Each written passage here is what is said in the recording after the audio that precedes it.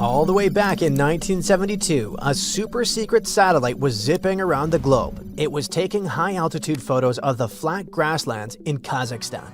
They were probably looking for military secrets. Instead, they caught a couple of frames of massive geometric shapes stamped into the dirt. They had accidentally photographed a 36-century-old ghost town.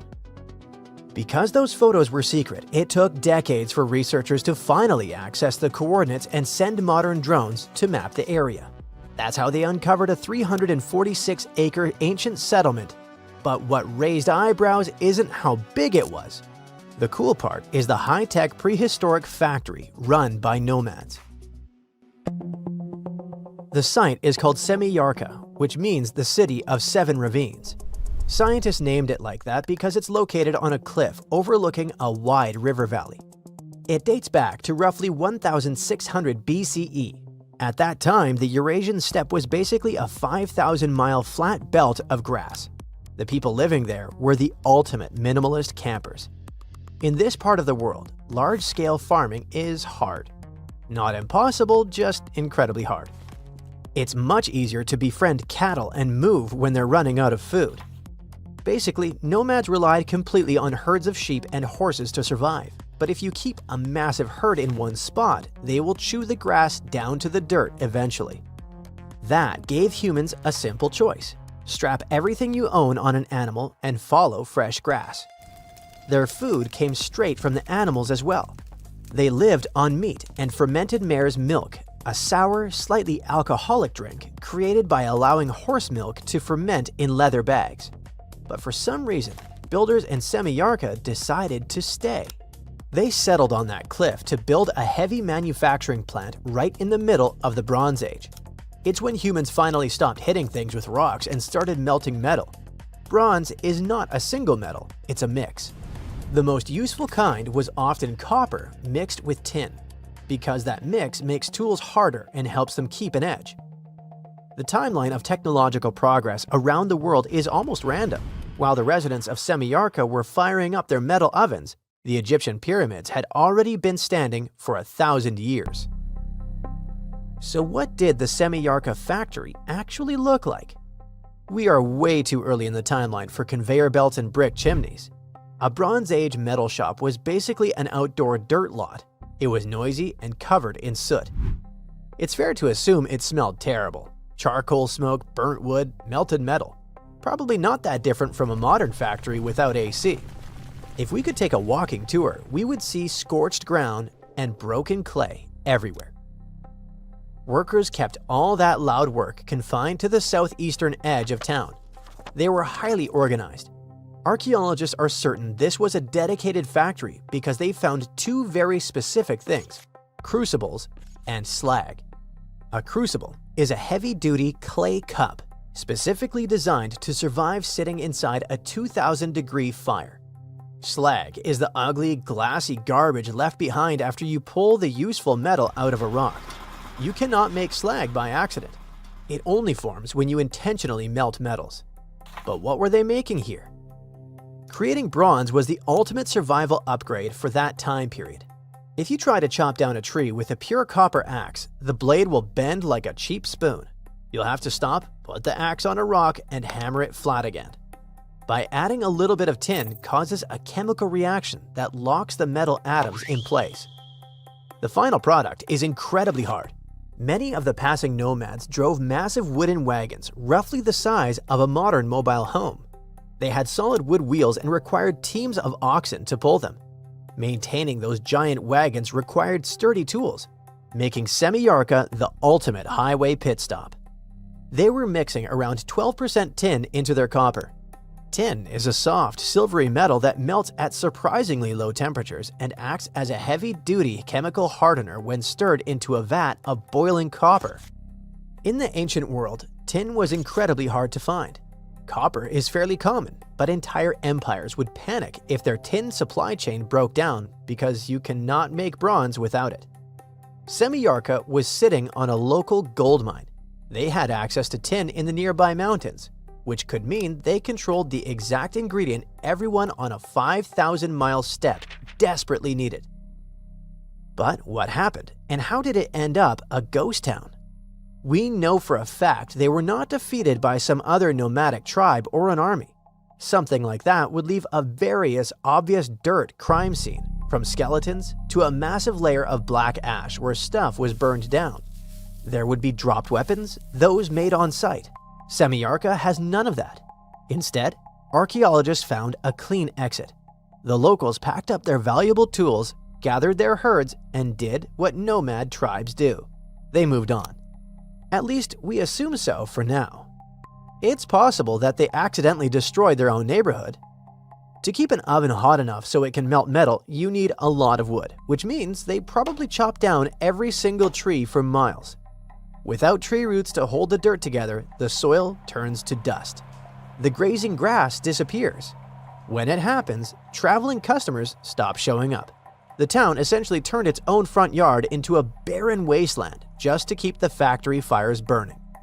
This whole domino reaction would leave clues, but the news is pretty fresh, so we might learn more soon. Semillarka probably simply faded away. It's certainly not the only advanced settlement that ended up lost in time.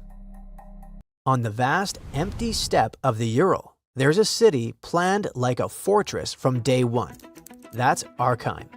It was another unexpectedly advanced place for this time. From above, the enclosing wall forms an almost perfect circle, about 520 feet across. Concentric walls ring the site, with a defensive ditch outside.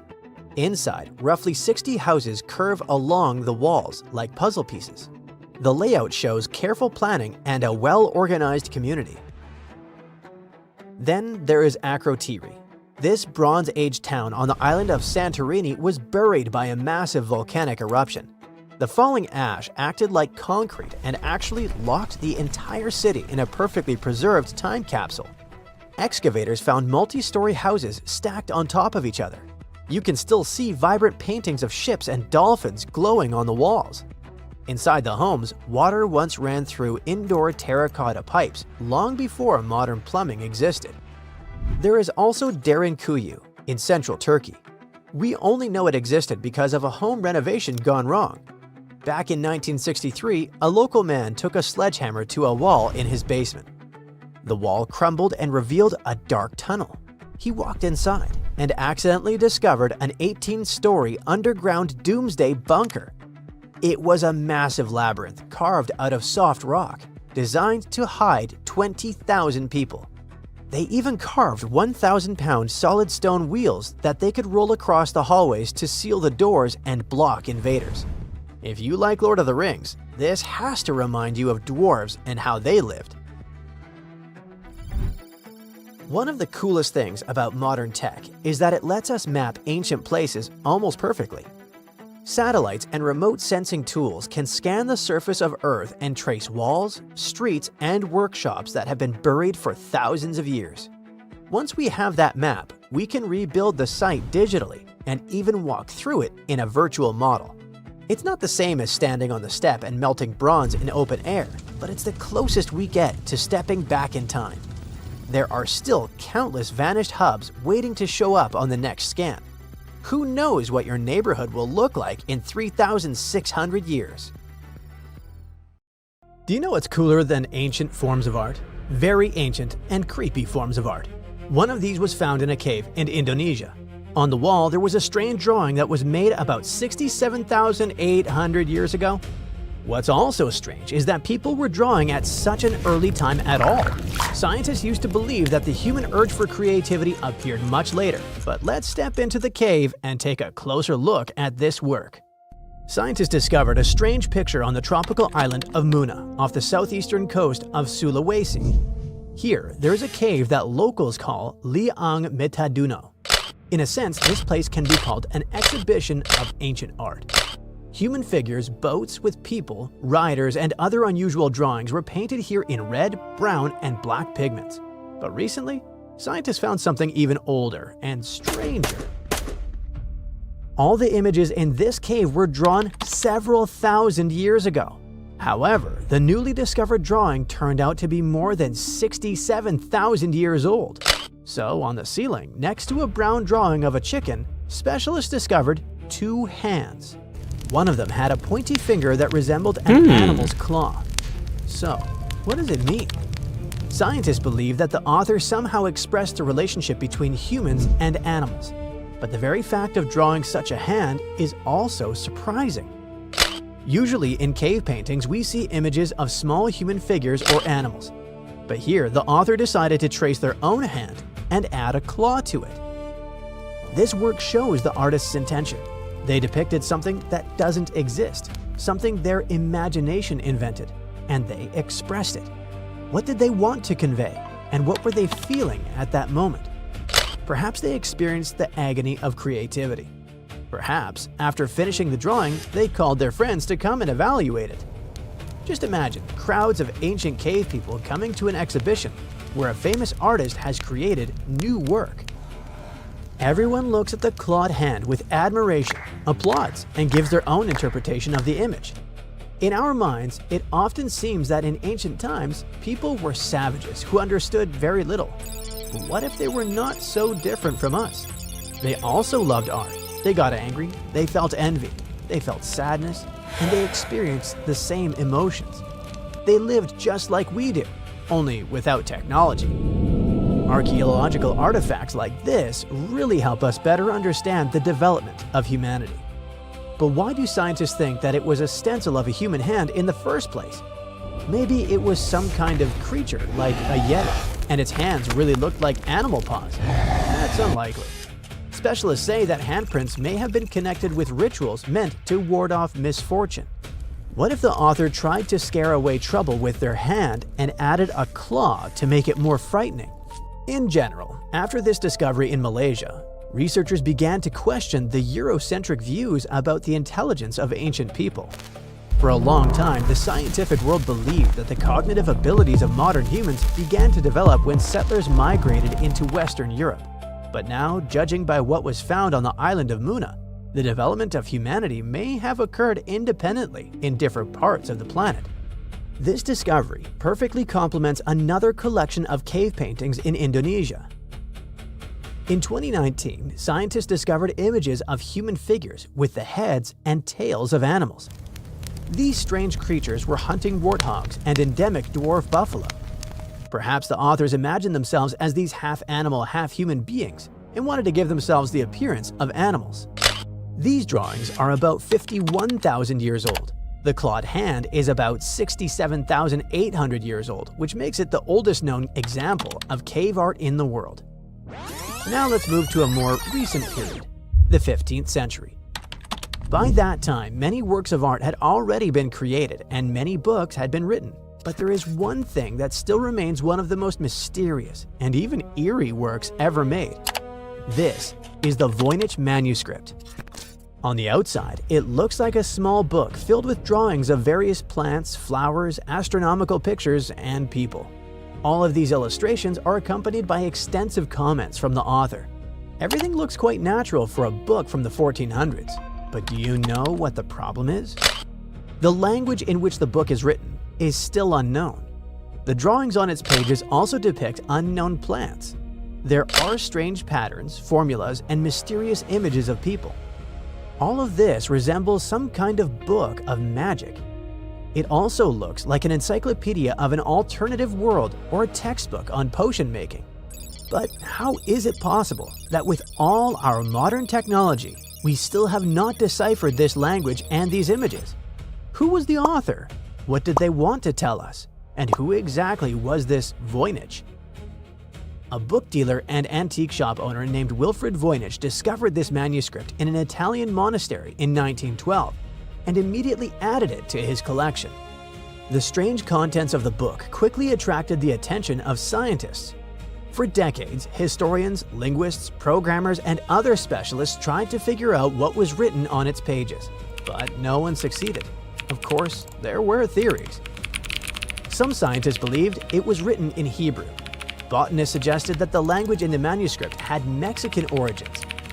On one hand, it could be an unknown language that disappeared. On the other hand, it could be some kind of cipher. But who was the author? There were theories that the manuscript was written by the English philosopher and scientist Roger Bacon.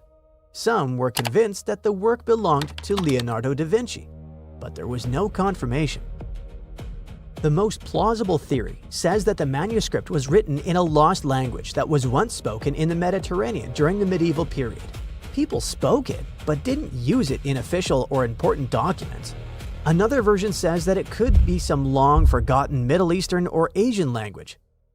Okay, let's assume that's true and the book is written in a language everyone forgot. But what about those strange drawings? The plants? The astronomical images? The unusual patterns? What are they? Perhaps it's a large encyclopedia about pharmacy, nature, and space, a treatise about the natural world, or something like that. You can build many theories and hypotheses, but do you know what's really cool? You can try to solve the mystery of this strange book yourself. The entire Voynich manuscript has been scanned in high quality and published online. Try to decipher it and write in the comments what you managed to discover. Our next archaeological artifact is even stranger than the previous one. In the 1700s, fishers in Japan cast a net into the sea and pulled out a mummified mermaid. Of course, officially it wasn't a real mermaid, but it looked very realistic and even creepy. For a long time, people kept this find in a museum and considered it a sacred object. But what if it really was something like a mermaid? What if, long ago, some kind of aquatic people lived in the ocean? To confirm these theories, scientists analyzed the find and determined that the object was artificial. Some talented person used bones, the skin of a pufferfish, and animal fur to create this grotesque figure. But it was not just a sculpture. According to specialists, it was a talisman that was supposed to provide its owner with a long life. Let's finish our story with something truly frightening and eerie. You probably know that centuries ago, people in Europe believed in vampires. Yes, you can find many books and historical records about them, but they all appear to be legends. However, several years ago, archaeologists discovered rather chilling evidence that people believed in these stories very strongly. Specialists found a burial in Poland that was more than 400 years old. It contained the skeleton of a young woman. A sickle had been attached across her neck, and a padlock had been fastened to the big toe of her left foot. Scientists suggested that the locals were afraid this woman might become a vampire and rise from the grave. So just in case, they took precautions and added these objects to her body. Well, get this. Scientists could bring Neanderthals back to life within the next 20 years. Not as fossils, not as simulations, but as actual living beings. And no, this isn't a sci-fi movie pitch, but a real debate happening right now in genetics labs and ethics panels around the world. The DNA has already been decoded, and the only thing standing between us and a living Neanderthal is whether we should do it, not whether we can. So let's get some things clear. Neanderthals weren't cavemen dragging clubs around as cartoons taught us. They were just like humans, our close cousins, who lived across Europe and Asia for hundreds of thousands of years. They cared for injured members of their society, made tools, wore clothing, and survived scary Ice Age conditions that would wreck most modern humans. Then, around 35,000 years ago, they vanished. No one fully agrees on why. Changes in temperatures, competition with Homo sapiens, health issues, or interbreeding. All of it probably played a role. The reason this resurrection talk even exists is that scientists finished sequencing the entire Neanderthal genome back in 2010. It's like an instruction manual written in DNA, telling a body how to grow, function, and survive. Now, once you have that manual, the question shifts from what were Neanderthals like to could we rebuild one? This is where CRISPR enters the story. It's a gene editing tool that works like molecular scissors. It lets scientists cut DNA at precise spots and replace sections with different genetic code. They already use it to study health conditions, edit embryos in animals, and even modify human stem cells in labs. Now, in theory, scientists could take human stem cells and slowly replace modern human DNA with Neanderthal DNA, piece by piece. One famous geneticist from Harvard says it could happen within a couple of decades. He doesn't mean that copying a Neanderthal straight from a fossil, because ancient DNA is too damaged for that. Instead, his idea is to take human DNA and slowly change it piece by piece until it matches Neanderthal DNA. So it wouldn't be a copy from the past, but a modern human body rebuilt using Neanderthal instructions. Whoa! Scientists are willing to go through all that because they want answers to questions like why Neanderthals disappeared and we survived. How did their brains work compared to ours? Did they think differently, feel differently, or process language in unique ways? A living Neanderthal could answer questions that bones and fossils never can. Some researchers even think this could help modern medicine. Since Neanderthal genes influence immunity, metabolism, and inflammation, studying a full Neanderthal biology could reveal why certain conditions hit humans the way they do today. So, in a strange way, reviving them could help us. But all this excitement hits a wall made of ethics. A Neanderthal wouldn't just be a lab mouse, it would be a person. That single fact flips the entire project upside down. You can't treat a person like an experiment, even if science really wants answers. Being the only Neanderthal on Earth would be tough, to say the least. They'd have to live with no culture, no community, no one who would want to truly share their biology. They'd grow up surrounded by modern humans who would study them nonstop and forever label them as an experiment. So, critics of the idea are sure that kind of isolation could cause serious psychological damage. There's also the issue of consent, which the experiment would completely break. No Neanderthal can agree to being born into a modern world, raised by humans, studied for life, and used as proof of a theory. Consent is crucial in medical ethics, and you can't even test meds without it. Cloning a human ancestor would break that rule. Now, if we forget about ethics, there are also serious biological risks. No one knows how a reconstructed Neanderthal genome would behave in a modern human womb. Pregnancy alone could be dangerous. Development might not follow expectations. Immune reactions could go wrong. Even small genetic mismatches can cause massive problems when you're building a whole human from scratch, And even if everything worked out, the results might disappoint. One individual couldn't recreate Neanderthal society, and behavior comes from culture as much as DNA. Without a full population, the answers we get could be shallow, misleading, or incomplete. The debate on whether we should or should not bring back Neanderthals is so intense because the possibility of doing so is very real. Genetic engineering keeps accelerating, and the tools keep getting cheaper, faster, and more precise. Right now, no lab has approval to try this. No Neanderthal embryo exists. But scientists, ethicists, and state officials already argue about rules, limits, and red lines, which is another proof of how close it feels. It also brings up the big question of whether scientific curiosity has limits and who gets to decide them. Right now, there's no law that bans resurrecting extinct humans. Once one country allows it, others could follow, faster than the rules can keep up. And then, there are scientists who counter all this with a different argument. What if not doing it is also unethical? They point out that we already revive extinct animals, manipulate genomes, and alter life at the deepest level. Understanding Neanderthals could help modern humans survive future climate shifts or mass health disorders. If Neanderthals thrived in extreme conditions, their biology could hold survival clues we desperately need. From that perspective, if we refuse to explore this knowledge, it could cost the world many lives someday. If all this doesn't touch your heart at all because you have nothing to do with Neanderthals, here's a surprise for you. When you look in the mirror, you're probably staring at a tiny piece of one of them. It could literally be in your DNA. According to a study from a couple of years ago, Neanderthals didn't just vanish into thin air, but blended into us. Modern humans, whose ancestors migrated out of Africa, carry about 1 to 4% of Neanderthal DNA. Scientists only have a handful of high-quality Neanderthal genomes to study, just 3 really solid ones. They come from bones found in a cave in Croatia that are about 50,000 to 65,000 years old, plus 2 others from Eurasia dating to around 80,000 and 50,000 years ago. It's not a lot to work with, which means every new discovery matters a lot.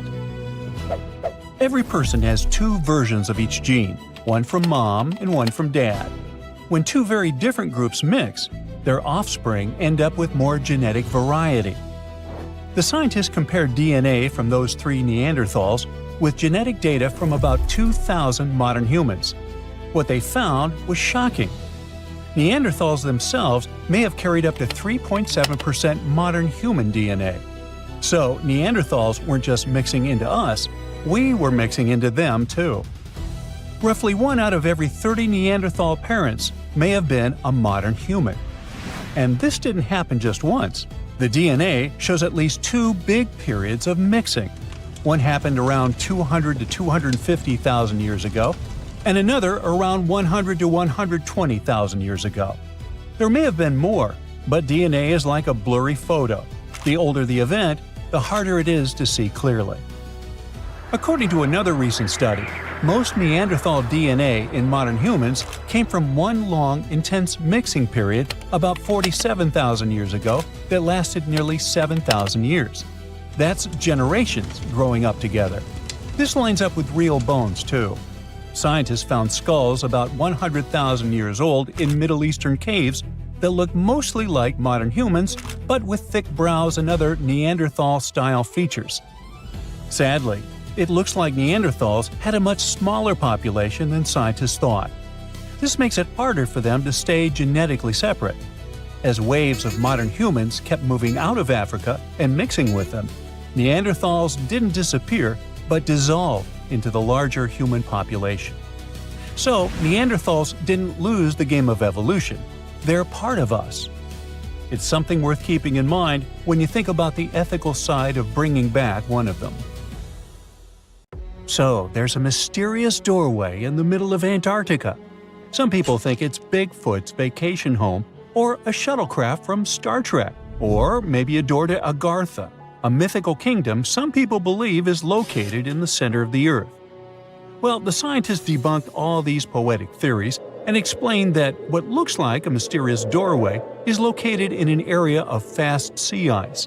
It's offshore of the coast and is full of little islands with shallow water around them. When ice flows around hard rocks hidden underneath, it can create patterns that look odd but are totally normal. In this spot, the ice is thin, so the rocks underneath have a big effect on how the ice moves. The cold winds in Antarctica also shape the ice and snow and make it look like they're lines and shapes. So, the mysterious doorway is just a rocky ridge poking out because the ice has melted a little. The top of the doorway is the tip of the rock, and the sides are snowy trails left by strong winds blowing in the same direction. It's essentially an iceberg that got stranded and is melting in one place. One YouTuber found another out-of-place mysterious object more than 150 miles off the shore of Antarctica, a 400-foot-long ice ship. The internet went wild with theories like that the ship must have ended up there right from the Bermuda Triangle. But there was no scientific proof that it was a ship and not just a large chunk of ice. And once some other internet users revisited the place, they noticed the ice melted in the summer and the hypothetical ship was gone. Another mysterious Google Maps find in Antarctica was a pyramid. And before you make up an exciting theory about how the ancient Egyptians built a secret base here, I have to tell you it turned out to be just a mountain. It's part of the tallest mountain range in Antarctica that stretches for almost 250 miles. It's not the first pyramid on this continent, as explorers from the British Antarctic Expedition found another unusually shaped mountain and nicknamed it the Pyramid. But this one didn't even have a pyramid shape. Here's one Antarctic find that definitely won't disappoint you: a giant ice shelf that reminded scientists of the Grand Canyon. A special submarine robot named RAN covered over 600 miles under the thick ice and brought back some amazing footage of icy mountains, valleys, flat plateaus, and swirly patterns made entirely of ice. One of the strangest things Rand found was giant bowl-shaped holes, or scoops, in the ice. Sadly, scientists lost track of the robot. They think that curious Wendell seals may have accidentally bumped into Rand and caused it to get stuck. To save energy, Rand probably shut itself down, and the scientists couldn't find it again. But the team is hoping to build a new robot and continue exploring this icy canyon to see how the patterns under the ice might change over the years. Another huge Antarctic canyon was found thanks to bad weather. A team of sound experts had to pause their work at the Casey Research Station in a storm. Instead of waiting around, they decided to use the unexpected free time to map the seafloor near Adams Glacier. And that's how they found a canyon that is almost 7,000 feet deep, almost 30,000 feet wide, and stretches over 28 miles away from the glacier. During the mapping, they discovered just part of the canyon before they had to go back to the research station. But when bad weather came in again, the ship went back and mapped more of the canyon. They were working in waves up to 13 feet high and super powerful winds, but they managed to get about 15 hours of data to complete their map. On the way back to Australia, they stopped one last time, and now they've got a full picture of the canyon. Studying it is helping scientists learn more about the history of glaciers and the interaction between the Antarctic ice sheet and the ocean. Now, there's a frozen lake in Antarctica called Lake Enigma. For a long time, people thought the lake was completely frozen solid. But during one expedition, researchers found that under the thick ice, there was a layer of liquid water about 40 feet deep. To learn more, they drilled through the ice and sent down a camera to explore what was hiding in the lake's depths. The lake's water, which they think comes from the nearby Amorphous Glacier through a secret underground pathway, was filled with strange microbial life. These tiny microbes lived in mats that covered the lake bed. Some of the mats were thin and spiky, and others looked like crumpled carpets, or even small tree-like shapes that grew up to 16 inches. Many of the microbes could make their own food through photosynthesis, just like plants do, and it gave the lake a high amount of oxygen. One of the coolest discoveries was a type of microbe which usually lives in low-oxygen places. Lake Enigma might be similar to environments on icy moons like Europa or Enceladus, so it could mean that these moons also have hidden water under their ice and possibly microbial life too. One more mind-boggling discovery from Antarctica is tiny pieces of amber in mudstone, found here for the very first time. It took scientists years of studying incredibly well-preserved fossilized roots, pollen, and spores that they found back in 2017. Amber proves that resin-producing trees once grew in Antarctica, part of a lush rainforest that existed near the South Pole during the mid-Cretaceous period. Back then, disclaimer, I wasn't around then, the trees would have had to survive through months of darkness during the long Antarctic winters. Scientists believe they adapted by going dormant for a long time. The amber pieces the scientists found are tiny, but they are beautiful shades of yellow and orange with bumpy surfaces that show how the resin flowed out of the trees. This resin likely leaked out to protect the trees from insects. It was preserved because water quickly covered it and kept it safe from sunlight and air. A scientist was browsing through satellite images for brown trails of penguin waste and found 4 new colonies of emperor penguins at the base of the globe. These new colonies likely have been around for years, though 3 of them are rather small, with fewer than 1,000 breeding penguins each. One of the new colonies was found close to a place called the Lazarev Ice Shelf, where there used to be a larger penguin colony. They thought this colony went extinct in 2019, but it seems the penguins have just moved a bit because of changing sea ice conditions. So studying them can help us learn more about how emperor penguins adapt to changes in the environment.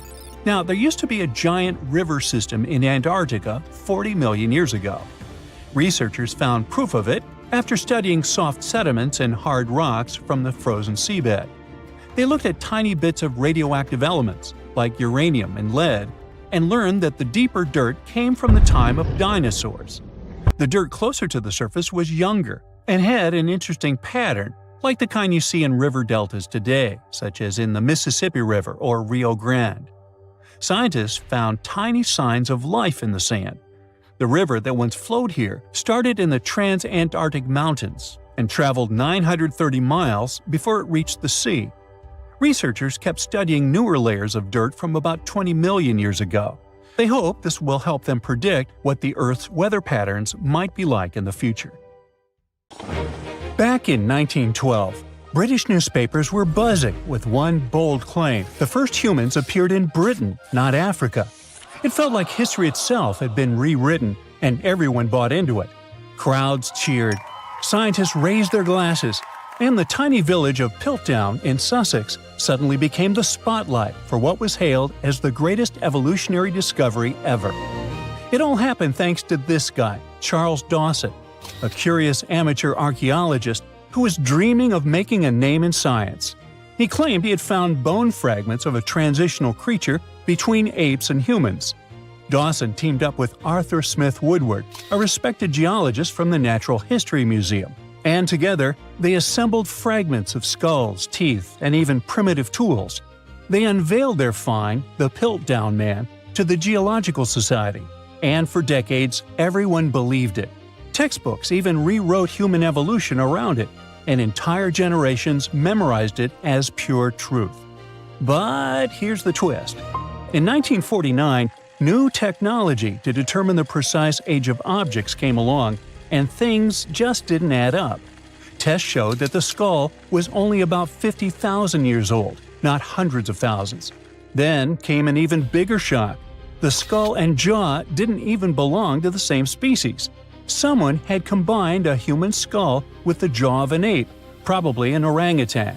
And even worse, they filed down the teeth to make them look more human and stained the bones to match the surrounding gravel. A Frankenstein fossil and its creator managed to trick the entire world into believing they'd found a missing piece of humanity's puzzle.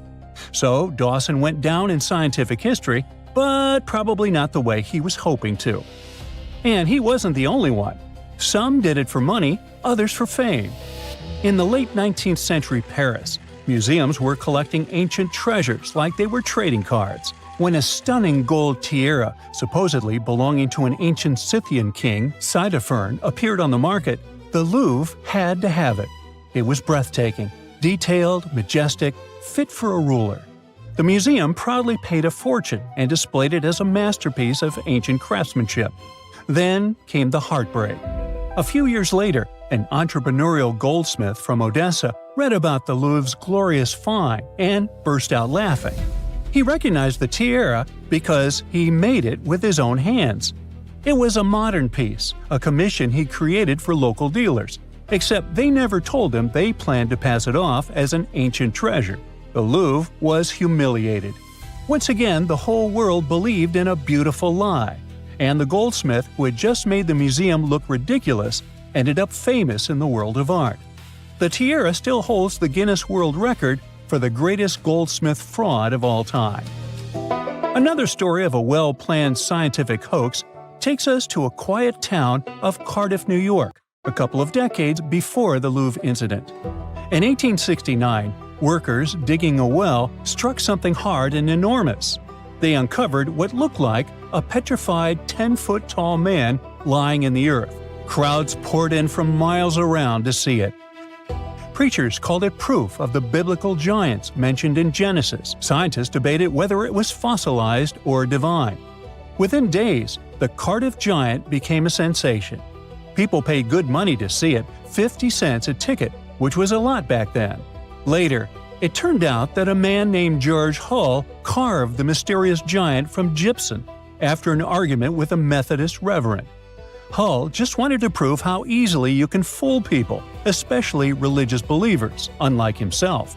So he buried the fake giant, and it worked too well. Even after experts exposed the hoax, visitors didn't care. They kept coming because they wanted to believe. Over time, the giant changed ownership several times.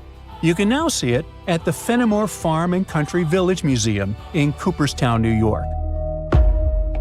Well, speaking of museums, you might have seen crystal skulls that glow under light.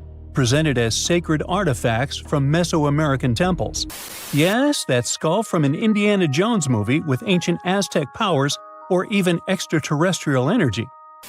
So, museums displayed such skulls proudly until scientists at the British Museum and the Smithsonian decided to give them a closer look. And what they found shattered the myth. They found that the skulls were made with modern rotary tools and abrasives that ancient carvers didn't have. In other words, someone in the 1800s or 1900s made them using modern machinery and fooled the world. They weren't messages from deities or some advanced creatures from space, just very fancy paperweights that tricked so many people into believing in some ancient superpowers. Well, let's jump several decades closer to the present day, shall we? In the 1960s, Yale University revealed what looked like a discovery that could rewrite world history: a 15th century map showing North America labeled Vinland. It meant Vikings had mapped America long before Columbus. The headlines were sensational. The idea was romantic: explorers crossing icy seas century before Europe even knew America existed. But something just didn't add up. The parchment was generally medieval, but the ink wasn't. Decades of testing revealed it contained titanium dioxide, a pigment invented in the 20th century. In 2021, Yale confirmed it. The Vinland map was a modern forgery, drawn over old parchment to make it look ancient.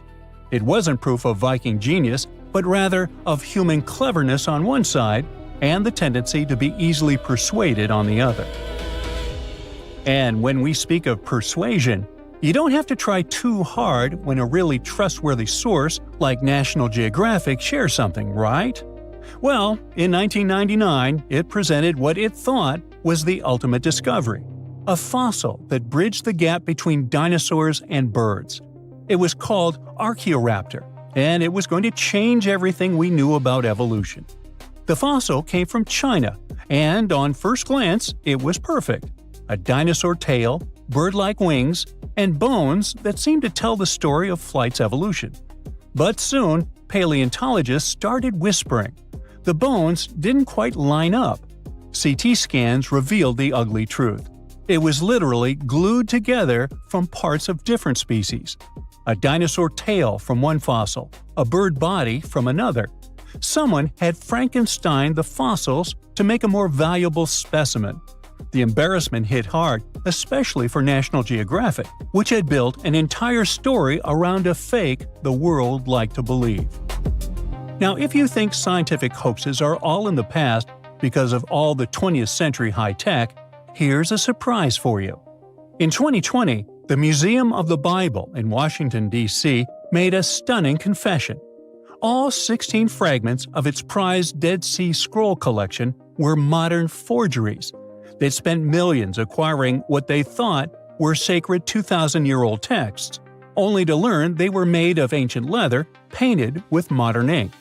The forgery was so advanced that even experts were fooled at first.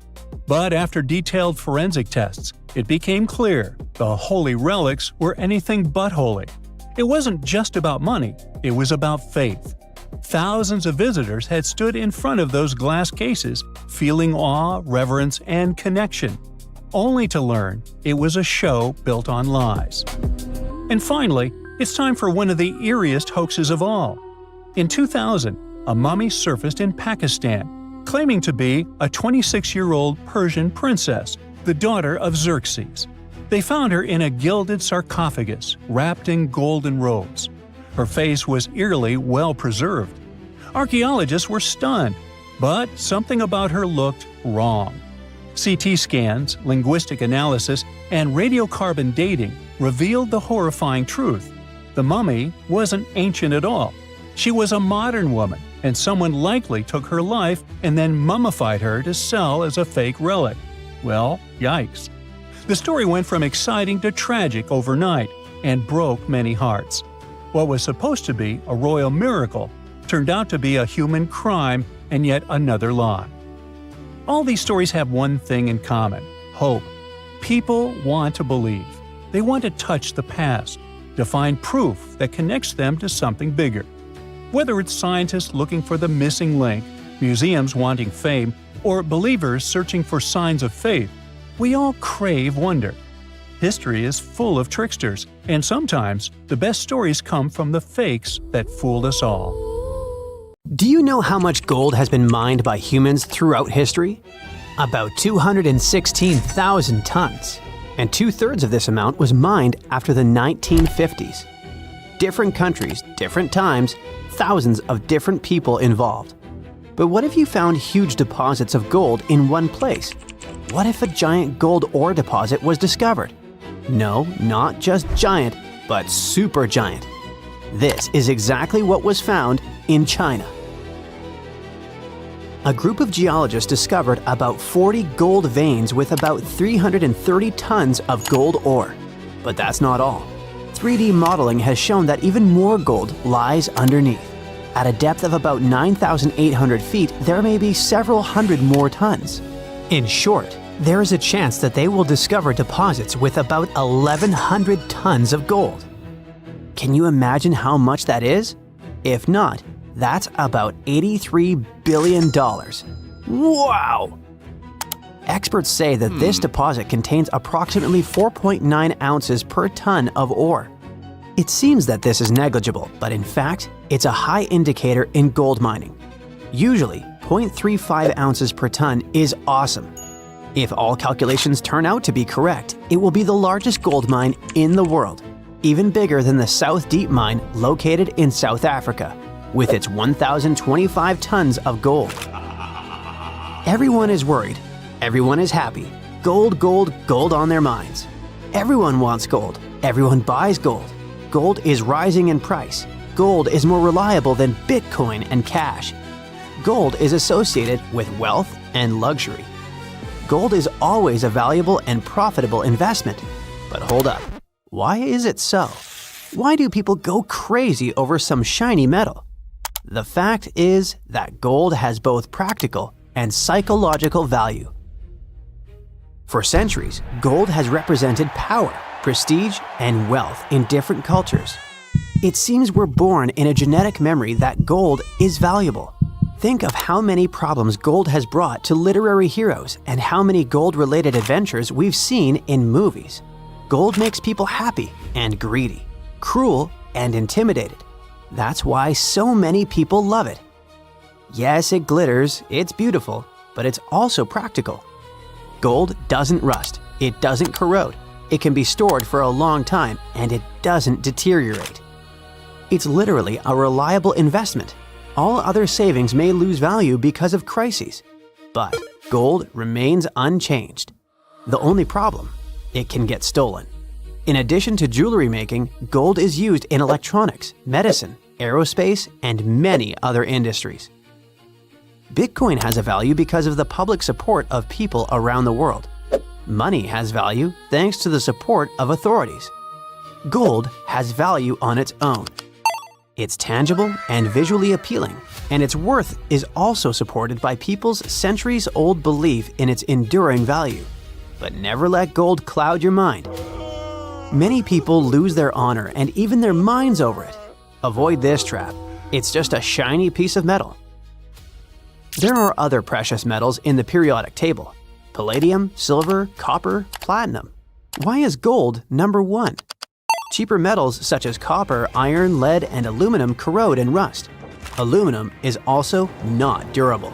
Platinum and palladium are more expensive than gold, but they're too rare and difficult to mine. You won't make many coins out of them. Silver is softer than gold. It tarnishes, scratches, and deforms. And, well, to be honest, gold is more beautiful. But there is another reason why gold is so expensive. It's quite difficult to get. Gold mining is a very laborious and long process. In movies or documentaries, you might have seen people standing at the mouth of a river, collecting silt and clay, sifting it through gauze and small nets, and finding gold particles there. That's one of the methods for how gold is mined. You have to work hard to get just a few small pieces. How do they find gold? It used to be luck. Someone was walking along the shore and saw something glistening in the water. But today, gold detection methods are much more effective. Geologists know that gold is present in almost all rocks and soil, but its particles are so tiny that they're not visible. But when the concentration of gold is high and noticeable, work begins to extract it. Special geological teams are engaged in searching for these sites. When they discover gold, they drill wells, then take soil samples and decide if there's enough metal to carry out large-scale mining. Production depends on the deposit. If gold is in hard rock, miners drill holes, place dynamite, and detonate it. The explosion breaks the rock into pieces so they can extract the gold. But this is just the beginning of the work. After collecting large pieces of rock, workers take them to factories to extract valuable material. At the first stage, specialists break large pieces of rock into smaller ones. Using crushing machines, they grind the ore into tiny pieces, similar to gravel. This gravel then enters rotating drums filled with steel balls. The drums spin, and the balls grind the gravel into powder under pressure. This mass is then mixed with water and passes through special filters. After that, gold is extracted from the ore using chemical solvents and complex purification systems. It adheres to carbon, then is separated from it, followed by several additional processes, including electrolysis and further purification. At the end, the gold is melted and separated from impurities, then poured into ingots and sent to other plants for further processing. Yes, it's a difficult and time-consuming process, and quite a long one. And it's not always profitable.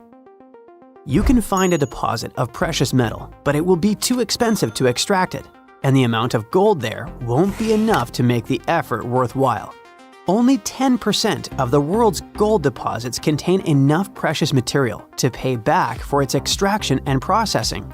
There are many areas filled with gold. Do you know how many of them are suitable for productive mining? Less than 0.1%. So this is probably another reason why gold is so valuable.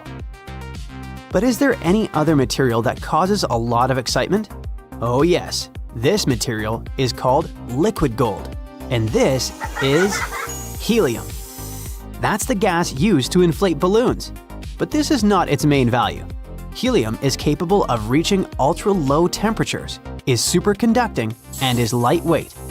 Helium is used in medicine for diagnostics. For example, for magnetic resonance imaging.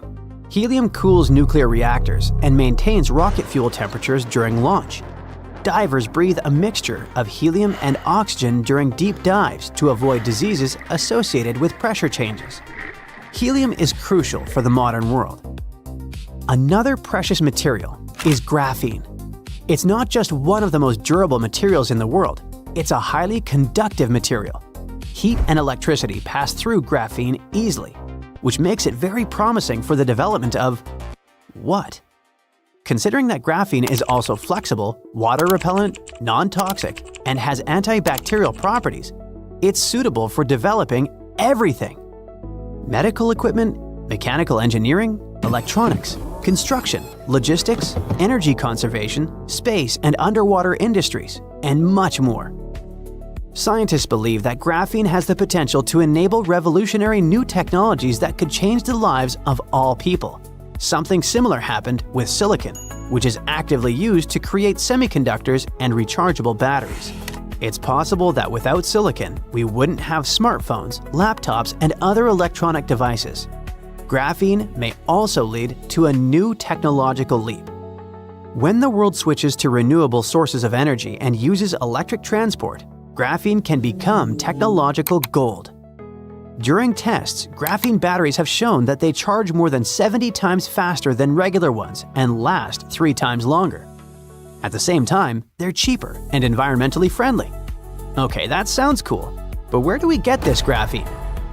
It's obtained from graphite, which lies in the bowels of the Earth. One of the largest graphite deposits is located in South Australia. 200 million tons of high-quality graphite. It sounds like it could be enough for the entire planet. The Loch Ness Monster is actually not from Scotland. Turns out, this real-life creature lived in the freezing waters of Antarctica about 70 million years ago. In 2019, researchers discovered fossils of a huge, prehistoric marine reptile that looked a lot like what people described as Nessie. This beast was terrifying, measuring up to 36 feet long with a massive giraffe-like neck. It also weighed around 15 tons, which is about the size of 3 elephants. Next up on our list of huge animals is a penguin.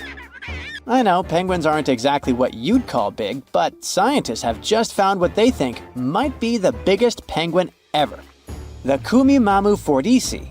It's believed that these giant birds were hanging around New Zealand about 55 million years ago, and they were huge, weighing over 330 pounds. That's about 5 times the size of the emperor penguins, which are considered the largest penguins alive today. Now, let's move on from massive creatures to something much smaller. Meet B. manfredschmidti, a great ape that lived around 12 million years ago in what is now Germany. This creature is very special, as it's the tiniest great ape ever discovered. And when I say tiny, I really mean it. These ancient animals only weighed about 22 pounds. They were basically no bigger than a super chunky cat. If you think small creatures aren't scary, wait until you meet the electric blue tarantula. This newly discovered species from Thailand's mangroves has an almost otherworldly electric blue color.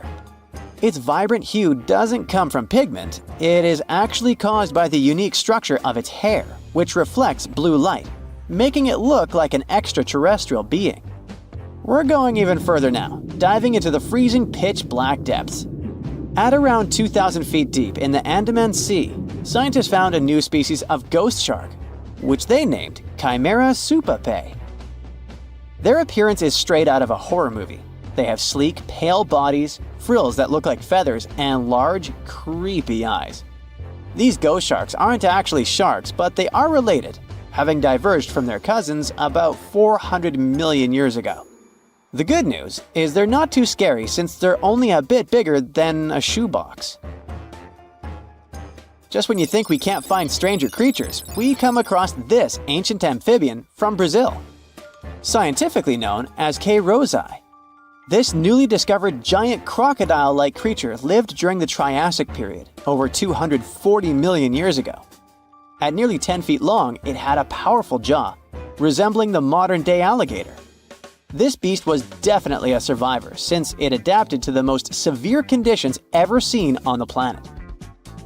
Last year, scientists were tracking the dense Amazon rainforest at night when they found some quirky orange spiders that looked like they were wearing black boots. The team soon discovered it was a new type of giant crab spider. And no, they don't look like crabs at all. They only got their name because, while perched on plants, these spiders spread their legs out to the sides, just like crabs. Do you know that some new species are named after celebrities? Hollywood icon Harrison Ford now has his very own snake, for example. Discovered in Peru, T. Harrison Fordy honors the actor famous for his role as Indiana Jones, an archaeologist with a notorious fear of snakes. Unlike the film's menacing serpents, this new snake species is quite modest in size, measuring about 16 inches long. We also have the Rampholion princei, a small new species of pygmy chameleon from Tanzania that was named after US rapper and poet Prince Iya. He received this honor because of his work raising awareness about global environmental issues. Another celebrity namesake is DiCaprio's snail-eating snake, which hangs out in the shrubs of Panama's forests. This S. Irmelindi caprioi is about 15 inches long and spends its nights on palm fronds looking for snails and slugs. Its round eyes look like glowing coals that can be a bit scary, but overall, the creature is super chill. Even when it feels threatened, it doesn't bite. It just coils up around its head and gives off a really bad smell. Now something a bit more sinister. Meet Venomius tomhardii. Does that name ring a bell?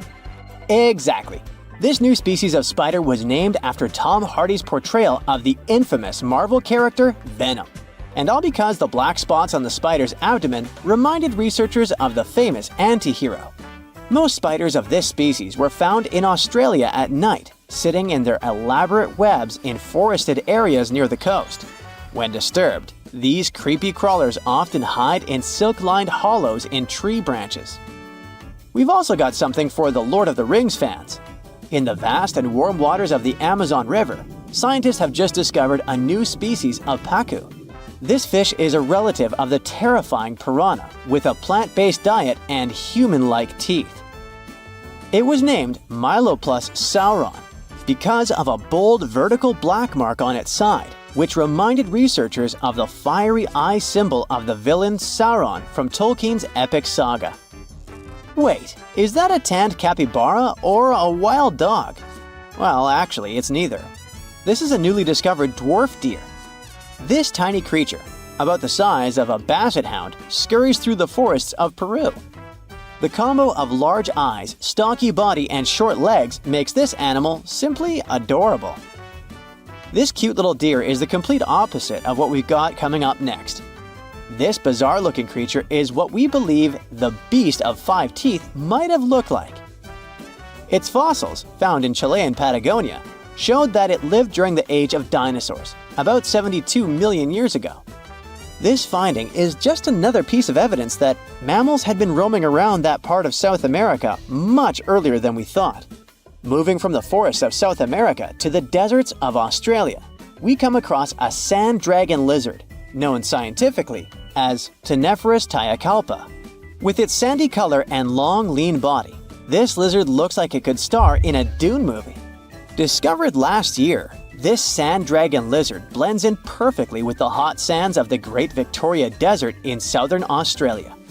For over 10 years, a large-eyed creature managed to hide from scientists who ventured into the mountains of southwestern China.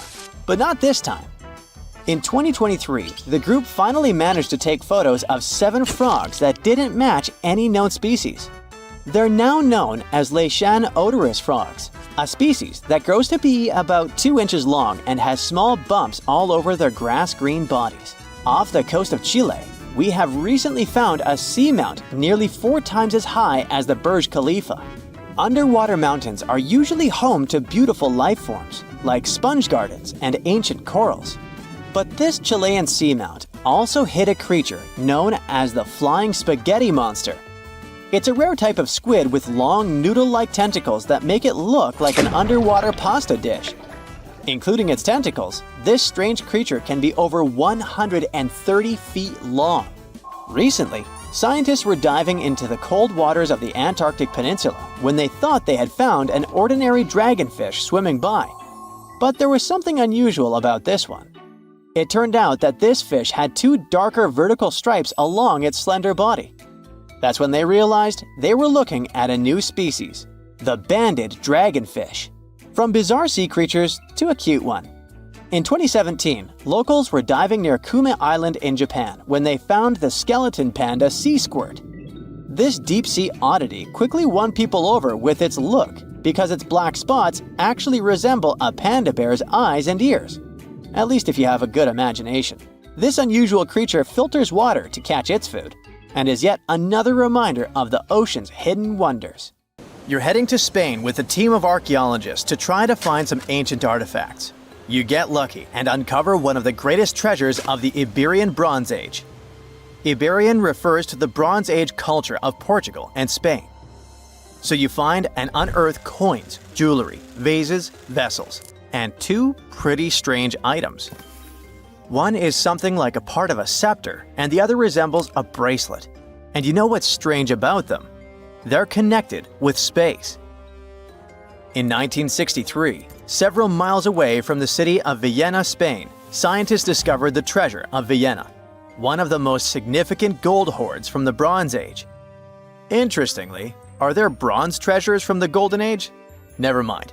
All the gold found dates back to sometime between 1500 and 1200 BCE, except for that scepter and bracelet.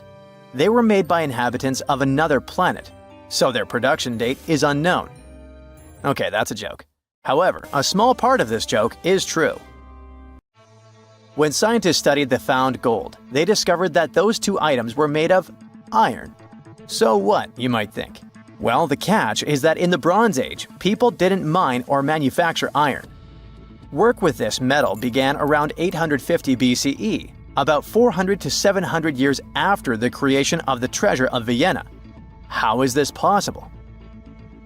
A clue to this mystery can be found in ancient Egypt. In the tomb of Pharaoh Tutankhamun, an iron dagger was found, which was also made of similar iron. But this dagger was much more valuable than all the others.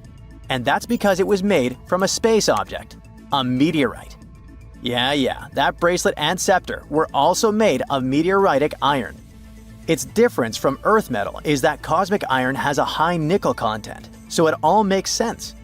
People from the Bronze Age couldn't mine iron from the deep bowels of our planet, but nothing prevented them from collecting iron falling from the sky. Just imagine how cool it is to have jewelry or a dagger made of material that has traveled millions of years through the vast expanses of space. Perhaps it even contains particles of an ancient extinct star. Today, these two artifacts from the treasure of Vienna are the oldest recorded items in the Iberian Peninsula made of meteoritic iron. Now, with everything in its place, you can turn your attention to all the wealth of the treasure of Vienna. It contains 66 items: bowls, bracelets, bottles, gold jewelry, 3 silver bottles, and an amber gold button. 22 pounds of ancient gold. People hid it, and only after 3,000 years we were able to discover it. This archaeologist's dream can be found in the Vienna Museum, where exhibits from different time periods are presented, from prehistoric times like 50,000 years ago to the present day. Items from the Iberian period, from the Roman period, from the Arab civilization. You can find not only jewelry and coins, but there are also remnants of columns, ceramics, and other architectural artifacts. The collection is considered one of the most important prehistoric treasures of Europe. And the coolest thing is that you can see it all with your own eyes for just €2, which is about $2. Go to Vienna, find the museum, and enjoy. Hey buddy, I heard you have a metal detector. Could you help me find a hammer I left somewhere in the field? Your old farmer friend asks. You take a metal detector and go searching, but instead of a hammer, you find hundreds, even thousands of silver coins worth $2 million. You're so happy that the farmer lost that hammer, and now you're rich. Stop! Considering that this land belongs to the farmer, would you tell him about the find or take it with you? In reality, neither of these options happened. In 1992, Eric Laws was helping a farmer search for a lost hammer in a field near Hoxney, Suffolk, England. The metal detector stumbled upon a hidden treasure, a huge one. There were silver spoons, gold jewelry, more than 500 gold coins, and about 14,000 silver ones. Eric Laws accidentally discovered the largest collection of gold and silver from the late Roman period in Britain. Unfortunately, or perhaps fortunately, he and the farmer didn't receive the treasure. It's now in the British Museum. Let's move away from the farmer's field to somewhere on the Mediterranean coast. Imagine you're a scuba diver. There was a strong storm yesterday, but now with the water calm, you dive in and discover the seabed covered with gold dinars. This story happened in 2015. The coins which the storm brought to the shore might have been minted even before the First Crusade that started in 1096. This collection is one of the most impressive archaeological finds in the world. All these treasures surely can make the heads of those who find them spin, but they end up in a museum. And that's a good thing, because such wealth can drive a person crazy. A metal detector and a diving suit helped people discover ancient treasures. What's next? How about a dog? Yes, it could be perhaps a great replacement for a metal detector, by the way. So in 2013, 2 people were walking their dog in Northern California on their property. Suddenly, they discovered a rusty can filled with coins minted from 1847 to 1894. There were about 1,500 coins, and they all were gold. Another chance for a carefree, rich future? Not this time. The find caused a lot of controversy among specialists. There was one version, according to which these coins could have been stolen from the US Mint. But later, the US Mint debunked this suggestion, as they'd never had this gold in their storage. Anyway, it's interesting what the point was in hiding it all in someone else's yard. Some thief risked their freedom and life to get rich. When they succeeded, they just hid the coins as if they never existed. What a strange deal. Coins, jewelry, meteorite items, it's all cool. But let's end our video with something grand and epic. Archaeologists were conducting research near the Mediterranean coast of Egypt and discovered a treasure trove inside a sunken temple and sanctuary. Despite the waves, earthquakes, and seawater, the massive find was preserved in a not bad condition. The temple was built a very long time ago and collapsed in the middle of the 2nd century BCE. It was an important structure in ancient Egypt. People considered this place holy. Pharaohs came to the temple to seek help from the higher powers of Egyptian mythology to obtain titles for their rule. Titles of kings of the universe. For many people, this place was like the center of the universe, and now it lies forgotten on the seabed, almost ruined. Time spares nothing. Researchers found out the temple had been part of an ancient port city. A long time ago, an earthquake occurred in this area and destroyed the city. Tidal waves softened the ground and dragged the town into the Mediterranean Sea. While studying the temple, scientists found many secret treasures there: silver ceremonial instruments, gold jewelry, and alabaster vessels. In past times, people used them to store perfumes or greasy ointments called unguents. Perhaps in ancient Egypt, they weren't bad in the field of cosmetology. Near the temple, archaeologists discovered a Greek sanctuary. Apparently, the Greeks living in Egypt or coming here on business wanted to pay tribute to Aphrodite, so they created a small building in her honor. In that place, archaeologists found bronze and ceramic artifacts from different cultures. Scientists found out that the Greeks had permission to trade in the Egyptian city and even be its residents. It seems pharaohs living around 600 BCE were favorable to the Greeks. The profession of an archaeologist is very exciting. But what would you do if you found some ancient treasure? Before answering this question, find out what law applies to such finds in your country. In 2011, scientists from Chile found a weird-looking fossil in Antarctica that looked like a squashed football. Almost 10 years later, the rock just sat on a shelf in Chile's National Museum of Natural History with no specific label. It went by The Thing in the museum because it looked like something from a science fiction movie. When the scientists finally got their hands on the strange fossil, it turned out it was actually a giant softshell egg from around 66 million years ago. This one is more than 11 inches long and 7 inches wide. A regular chicken egg is just 2.5 inches long, and an ostrich egg is almost 6 inches long for comparison. So, The Thing won the title of the biggest softshell egg ever found and the second largest egg of any animal we know of. The only bigger egg that was ever found was that of the extinct Madagascan elephant bird, which is also 1.5 times as tall as Michael Jordan. The bird, not the egg. The Antarctic egg is also special because it's the first fossil ever found in this part of the world. So, whoever left it there must have been one big creature. Probably a giant sea turtle that lived long ago, like a mosasaur. This is surprising because most scientists thought these creatures didn't even lay eggs, so this discovery could change what we know about them. The egg is also unique because it has a thin eggshell and no pores, which is totally different from most dinosaur eggs. It actually looks more like the eggs of lizards and snakes, but it came from a giant creature related to these animals. No known dinosaurs or flying reptiles from that time and place were big enough to lay such a huge egg, so it must have been a mosasaur after all. But we can't be 100% sure. Scientists did a lot of work and studied 259 types of living reptiles, like lizards and snakes, and their eggs. From this, they figured out that the mommy who laid the egg was probably at least 23 feet long, not counting her tail. During the late Cretaceous period, this part of Antarctica might have been like a nursery. Paleontologists have found bones of tiny mosasaurs and plesiosaurs in the same area, along with bones from the grown-up ones. Archaeologists in Norway made another cool but literally discovery and found dozens of arrows that had been hidden in ice for 6,000 years. They were melting out of a large ice patch in the high mountains, covering an area of about 45 football fields. In 2014 and 2016, when the summers were extra warm, scientists went to an ice patch called Langfoni to look around. They also found lots of reindeer bones and antlers there. Some of the arrows were whole and some in pieces, along with 5 arrowheads around the melting ice patch. This is more arrows than have been found at any other frozen site in the world. Some of the 68 found arrows date back to the Neolithic period, and the newest ones are from the 14th century of the Common Era. Ice is like the perfect time machine that can preserve whatever ends up there in an almost perfect condition.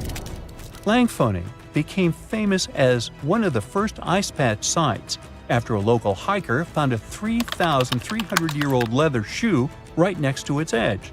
Scientists are studying places like this to understand how people use these sites and how the ice patches from Norway to North America changed over time. Now, once upon a time, around 32,000 years ago, to be exact, a squirrel buried some seeds near a river in Siberia. Am I the only one getting the Ice Age vibes? Anyway, these seeds belong to a plant with cute white flowers. Thousands of years later, a group of scientists found these seeds buried deep in the frozen ground, about as far down as a 12-story building is tall. The seeds were surrounded by ice and bones of animals like mammoths, bison, and woolly rhinoceroses. The mature seeds had been damaged, maybe by some squirrel, but some of the younger seeds still had good plant parts inside them. The scientists carefully took those out and put them in small containers to help them grow. And here comes the coolest part. They were able to grow the plants.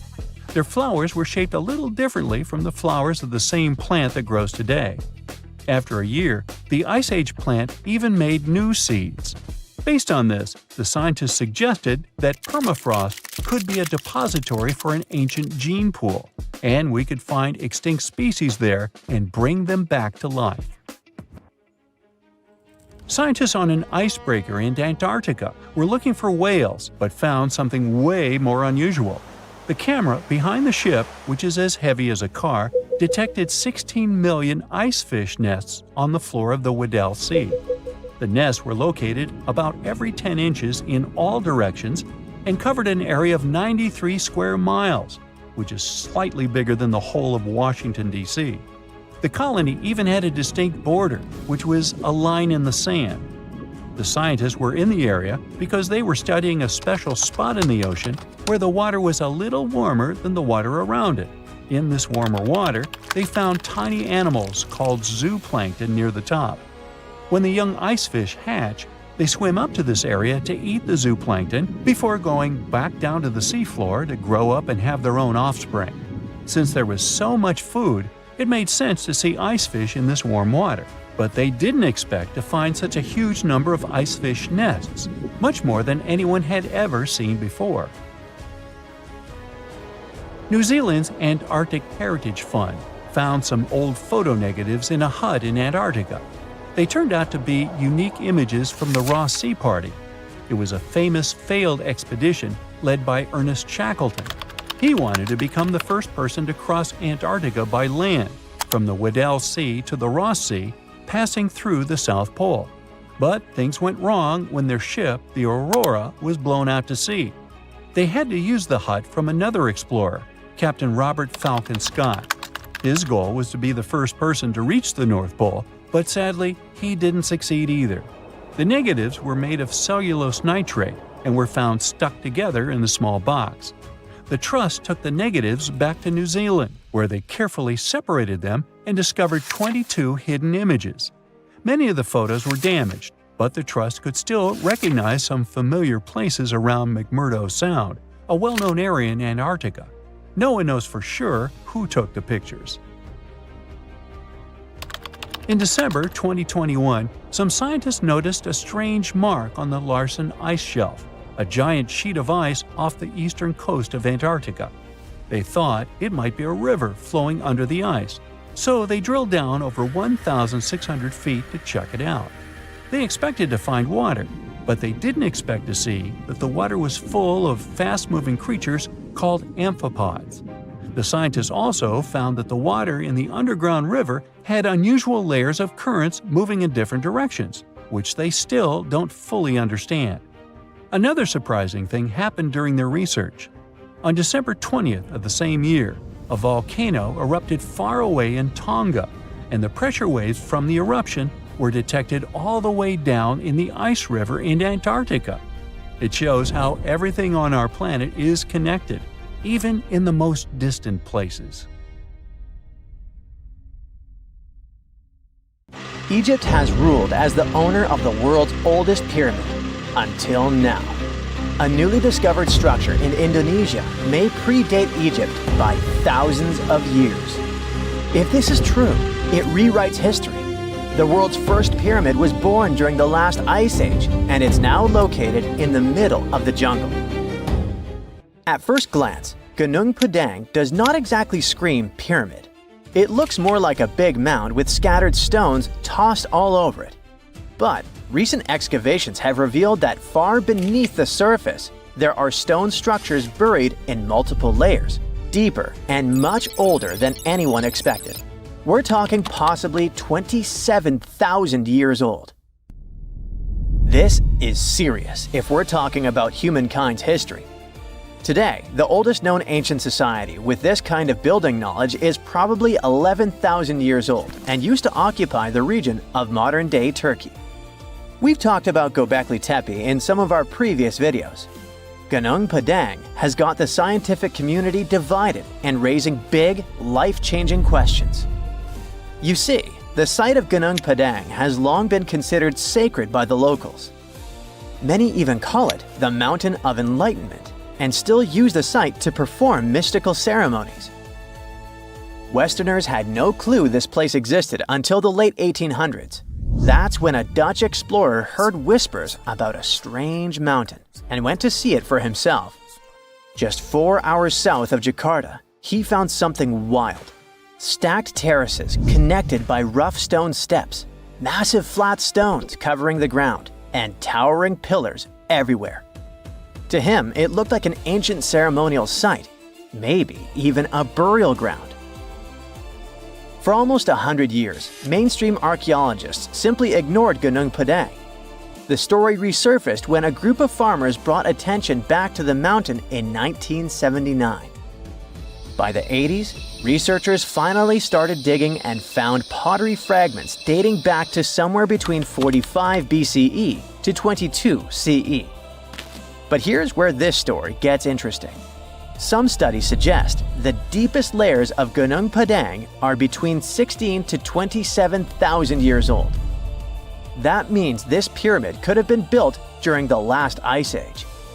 And if that's true, it's older than Egypt's famous pyramids, the ones we thought were the world's first. This whole theory comes from geologist Danny Hillman. His team used ground-penetrating radar, core drilling, and carbon dating to study Gunung Padang, and what they found was pretty wild. According to Hillman, this place is like a giant ancient layer cake, built in stages over thousands of years. The youngest layer is around 3,000 to 4,000 years old. That's roughly the age of the pyramids in Egypt.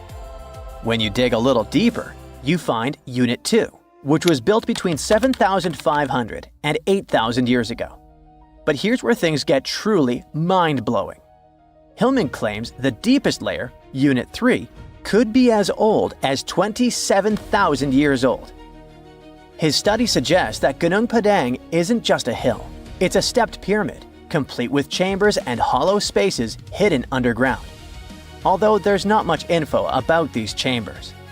The geologist does admit his theory sounds crazy, but he says it's all real and legitimate data. Hey, this is just one theory. Those who disagree with Hillman say Gunung Padang was not man-made. It was nature-made. Maybe not the upper parts, which Hillman calls Unit 1. The lowest units, which are the units that could change our collective history, are the problem. To understand what the fuss is about, we need to look at the soil. The area that Gunung Padang was built on is filled with volcanoes, which means it sits on top of volcanic soil. Hillman's team drilled into the mound and found something odd. Younger soil wedged between much older rock layers. To them, this was a clear sign that the stones were stacked, not naturally formed. After all, in nature, younger soil doesn't just sink beneath ancient rock. That would be like discovering fresh ink beneath the pages of an ancient manuscript. You know, something doesn't add up unless someone put it there on purpose. However, skeptics such as volcanologist Zoetkenel Braunthal argue that Gunung Padang is not a human-made pyramid, but rather the remains of an ancient volcano. He believes the mixed layers of young soil and old rock are the result of natural erosion and geological processes, not human construction. Volcanic activity can create unusual formations over time, and without clear signs of tools, carvings, or human remains, many experts remain unconvinced. The mystery boils down to this paradox. Are we looking at the ruins of a lost civilization, or are we simply misinterpreting the work of nature? Most archaeologists say that to prove an ancient civilization existed, you first need signs of culture, art, tools, structures, something man-made. That's exactly why archaeologist Dibble, one of Hillman's biggest critics, isn't buying the pyramid theory.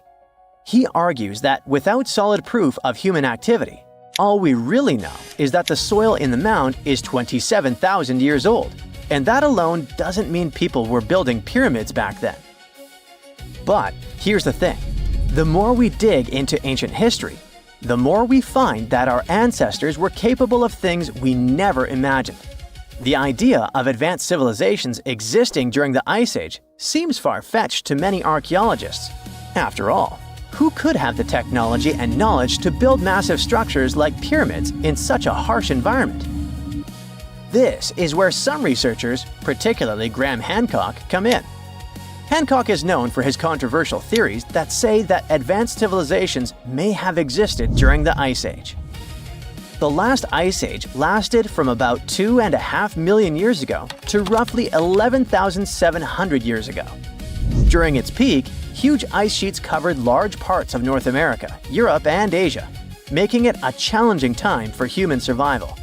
Most archaeologists believe that humans during this period were mainly hunter-gatherers, moving from place to place in search of food and shelter. The idea that they had skills to build a massive pyramid-like structure is hard for many to accept. However, researchers like Graham Hancock argue that advanced Ice Age civilizations could have existed and been wiped out by cataclysmic events such as floods caused by melting glaciers. According to Hancock, these ancient cultures may have built monumental structures like pyramids. One of Hancock's most notable books, Fingerprints of the Gods, explores this theory in depth. He looks at evidence from ancient monuments, like Egypt's Great Pyramid of Giza and the megalithic structures in South America, and suggests that these could be the remnants of a forgotten civilization. Hancock's theories imply that knowledge and skills passed down from this ancient culture were eventually rediscovered and used by later civilizations, like the Egyptians and Mayans. If we apply this to Gunung Padang, the idea becomes even more fascinating. Could this ancient site in Indonesia be a remnant of a long-lost civilization that existed during the last Ice Age? We'll have to keep digging to figure this out. Either way, while scientists debate the origins of Gunung Padang, local myths offer a different explanation. One of the most famous local legends tells the story of King Siliwangi, a powerful ruler who wanted to build a grand palace in a single night. With supernatural strength, he began stacking enormous stones to create his masterpiece. But as the first light of dawn appeared, he realized he had failed to finish in time. Frustrated, he abandoned the project, leaving behind the massive rock formations that we see today. While this story isn't historical fact, it reflects how deeply Gunung Padang is embedded in the local culture. Even today, the site is considered a place of spiritual energy, attracting visitors who believe in its mystical power. Hindus from the island of Bali climb the mountain steps to conduct rituals related to the rising of the full moon. Followers of a variant of Indonesian martial art practice their discipline high on the mountain. As these sacred rituals continue, archaeology and geology keep trying to figure out if this really is the oldest man-made structure in the world. Consider Lake Enigma. What a fitting name. It's already strange enough because it's not even supposed to exist. But now, we stumbled upon actual life deep beneath it. and this just might help NASA in their search for life in outer space. The lake lies deep in the icy heart of Antarctica, so it's not really a water pool like we're used to, more like a lake-like block of ice, or so we thought. Just recently, Italian scientists discovered a secret that had been buried for ages, an actual body of water, and in this water, life is thriving. Various microorganisms, and even some weird little hunters. Which is super weird, since Enigma sits in a remote and harsh corner of our planet, the northern Victoria Land in Antarctica. The entire South Pole is cold, but in this place, temperatures can plummet to a horrifying minus 41 degrees Fahrenheit, though on average it's around 7. Chilly. Like we said, this lake shouldn't even be there at all. Antarctica is technically the largest desert on Earth, even though it's covered in snow, because it's super dry. There are 0 rains, truly little snowfall, and the sun barely evaporates anything. And even if there is some water, the insane winds make sure to dry everything out super quickly. Putting on our thinking caps, this lake should lose an unimaginable 7 million cubic feet of water every year. Yet, the water remains. Why? No one knows. Scientists say there could be something deep underground that refills it constantly. They just have no idea what that might be. Maybe deep underground rivers, melting ice, or something else entirely. But hence the name, the Enigma Lake. The block of ice we mentioned is permanent and super thick, at least 36 feet of it, and that's higher than a 3-story building. So researchers decided to check out if there's anything beneath it. They used a so-called ground-penetrating radar, a super smart echo detector for the ground. This radar sends invisible radio waves into the Earth. When they hit something underground, like rocks, water, or anything else, they bounce back to the device. By measuring how long it takes for the signal to return and how strong they are, we can determine the distance and what exactly the radar hit. That's how animals like bats, whales, and dolphins can see underwater. And we humans stole this cool nature idea to research buried structures and hidden caves. Scientists used this device all over the Enigma surface. This way, they were able to create an entire map of this under-ice world beneath. The water itself wasn't surprising. It's the unique ecosystem in it that shocked them. Unfortunately, no secret monsters or extraterrestrial secrets this time. But there are microorganisms there that may not exist anywhere else on Earth. Somehow, these creatures have managed to survive in complete isolation and extreme cold. It's not that we don't know these microorganisms, we've met them before, just not exactly like this. There are a couple groups hanging out down there. The first one is Bacteroidota. They love breaking down complex molecules, especially in your stomach, and help digest tough plant fibers. They mostly hang out inside us, but in the outside world, we might occasionally find them in soils and oceans. Then Actinobacteriota, genius chemists among bacteria. They decompose organic materials and help the soil get healthier. They're also famous for producing antibiotics, so we owe a lot of our medicine to them. The third one is Pseudomonadota. These guys weren't a surprise. They're crazy adaptable. They can thrive pretty much anywhere, from soil to water to the human body. Some of them are good, helping plants grow and in nutrient cycles, but others can be opportunistic pathogens. Bad guys. But what is actually a surprise is that Lake Enigma has tons of Passibacteria. They're ultra-small even for microorganisms and can barely do anything themselves. So they prefer to live in symbiosis or be little parasites, relying on their hosts for nutrients and other necessities. All these little chompers might be ancient. They could be remnants of a time before the lake froze over completely, which is hundreds of thousands of years ago. It's simply weird to encounter these bacteria in the Enigma Lake, especially the little parasites. Passibacteria usually love low-oxygen environments, but this lake is very oxygen-rich, not even mentioning an almost 40 feet of ice above. So all this means that even though we know who these guys are, this specific species might be new to us. They could have evolved with some unique adaptations and abilities using the lake's unusual chemistry. They probably rely on a super simple and delicate food web.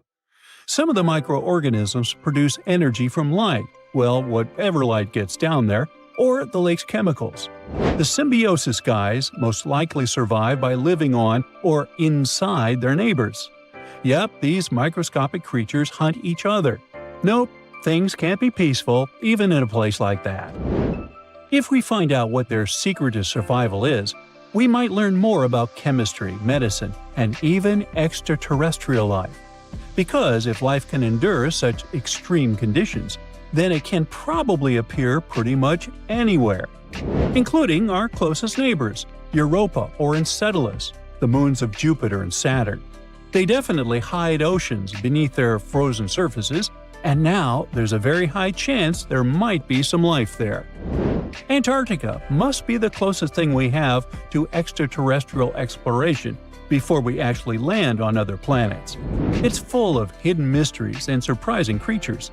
Even outside of Lake Enigma, the South Pole harbors life. Just take the McMurdo Dry Valleys, which are often referred to as Earthly Mars. These are among the most mysterious and extreme places on our planet. They're stretching across Victoria Land in Antarctica, and this is one of the driest places on Earth. Makes sense if you remember the name. Surprisingly, unlike other parts of the South Pole, this land is almost entirely devoid of snow and ice, just lots of super cold ground. There might even be some sand dunes nestled here and there between the rugged mountains. The ground is mostly covered in loose gravel, scattered with ancient rocks made of granite, and something interesting called gneiss, just spelled differently. It's the type of rock that's been through a lot, literally. It's usually born when granite and sedimentary rocks have to endure insane pressure or horrifying heat for a while, a process called metamorphism. These conditions are so intense that they literally rearrange the minerals into layers. That's why gneiss has such beautiful foliated looks. It's the planet's version of baking a layered cake. It's amazing because this place is almost exactly the way it was millions of years ago. These valleys are frozen in time, and they give us a little glimpse into Earth's distant past. And that includes life. Once again, local winds are absolutely terrifying gusts of cold air racing downhill, and they evaporate snow faster than it can even melt. So, logically, you shouldn't find much water here, not even mentioning life. But somehow, you can still stumble across frozen lakes and saline ponds in the dry valleys. And local life stretches all reason and our understanding of biology. It exists inside the rocks themselves. Microorganisms are hidden in slightly moist cracks and crevices. Deep inside, there's endolithic bacteria. These guys are super chill. Instead of moving around like other microorganisms, they always stay put inside their little rocky homes. How do they survive? Through photosynthesis.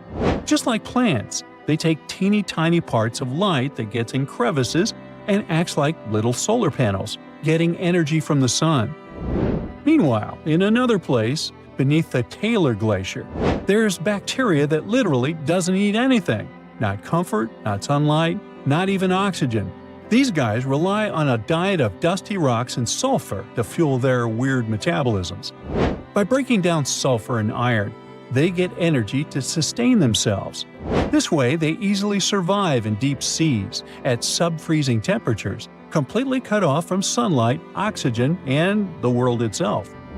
This place is fascinating for both its life and the lack of it. In some parts of the valleys, like University Valley, yes, that's what it's called, the permafrost is so harsh that no microbes were found at all. This might be one of the only places on Earth where life appears to be completely absent, a quite scary idea. Anyway, now scientists are thinking about learning more about Lake Enigma and drilling this Mars-like environment. Exactly for that reason, to see how we could get samples from Mars in the future. Once upon a time, there was a lighthouse so tall that you could spot its beam from 30 miles away. A mysterious tower that was the symbol of wealth and engineering genius, made with stones so giant and heavy that it still makes us gasp. How did they do that? It has survived earthquakes, one after another, until it finally crumbled in the 14th century. Fast forward to today, and archaeologists have just hauled 22 of its colossal blocks off the seafloor. They're putting the tower back together to be once again admired and explored, but not how you might imagine. The Lighthouse of Alexandria wasn't just a lighthouse, it was the lighthouse of ancient civilizations, one of the longest-standing world wonders. Built around 280 BCE, on a tiny island called Pharos, it reached about 330 feet up in the sky. For comparison, that's taller than the Statue of Liberty or Big Ben. Now, keep in mind that this was before cranes, steel beams, or gym enthusiasts, and it becomes awe-inspiring.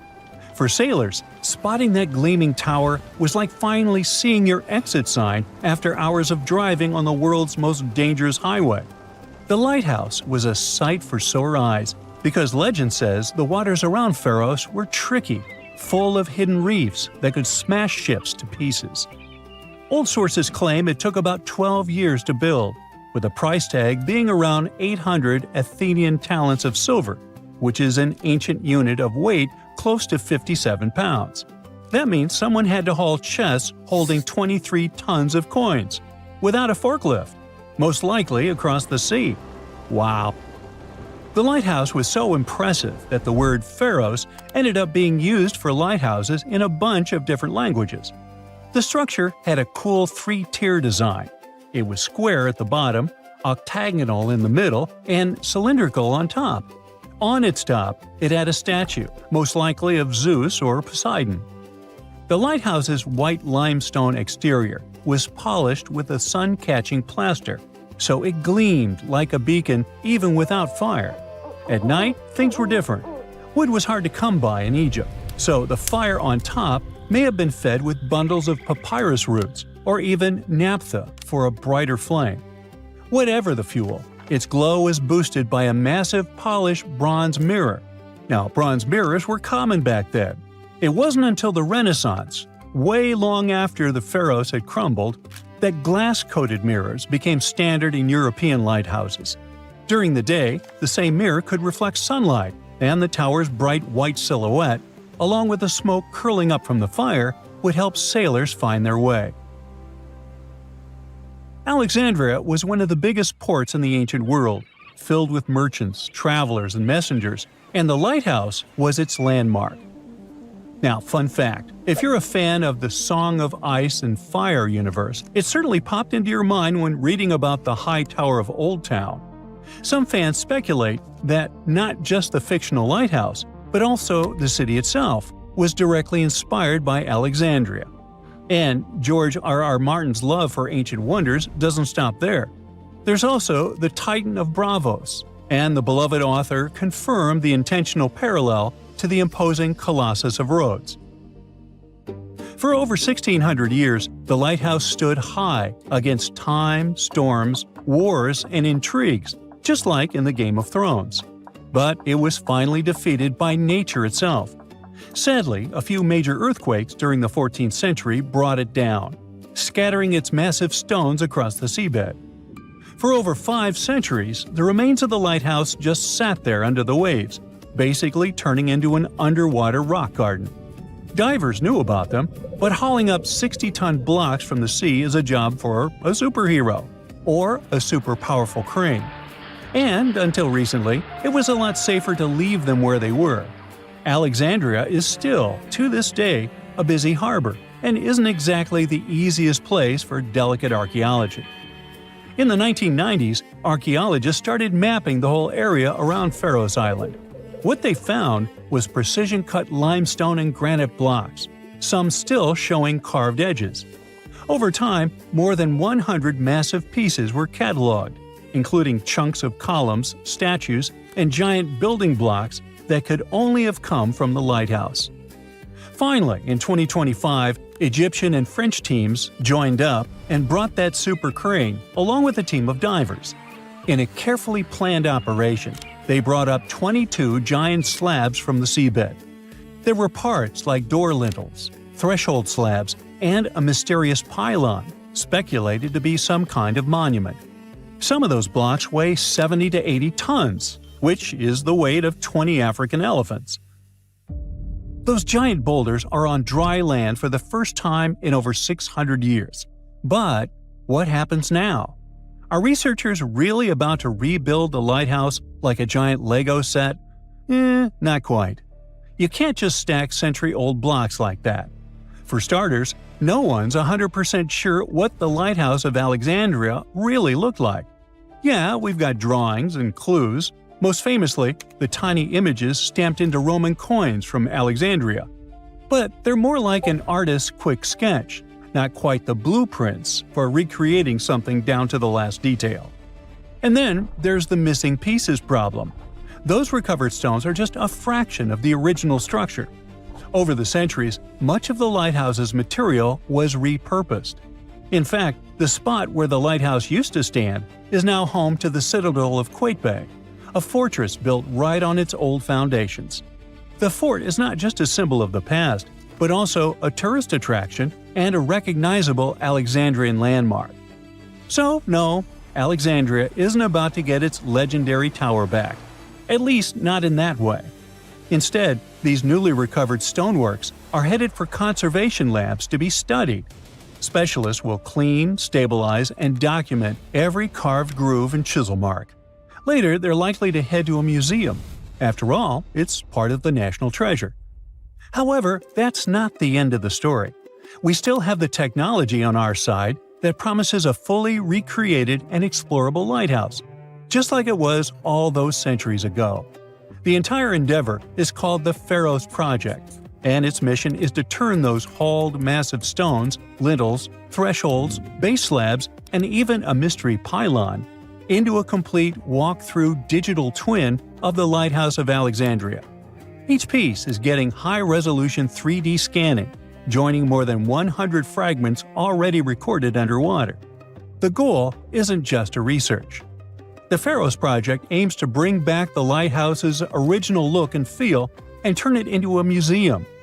330-foot-tall structures often have a lot of stairs, and virtual reality is going to be far less painful for my old feet.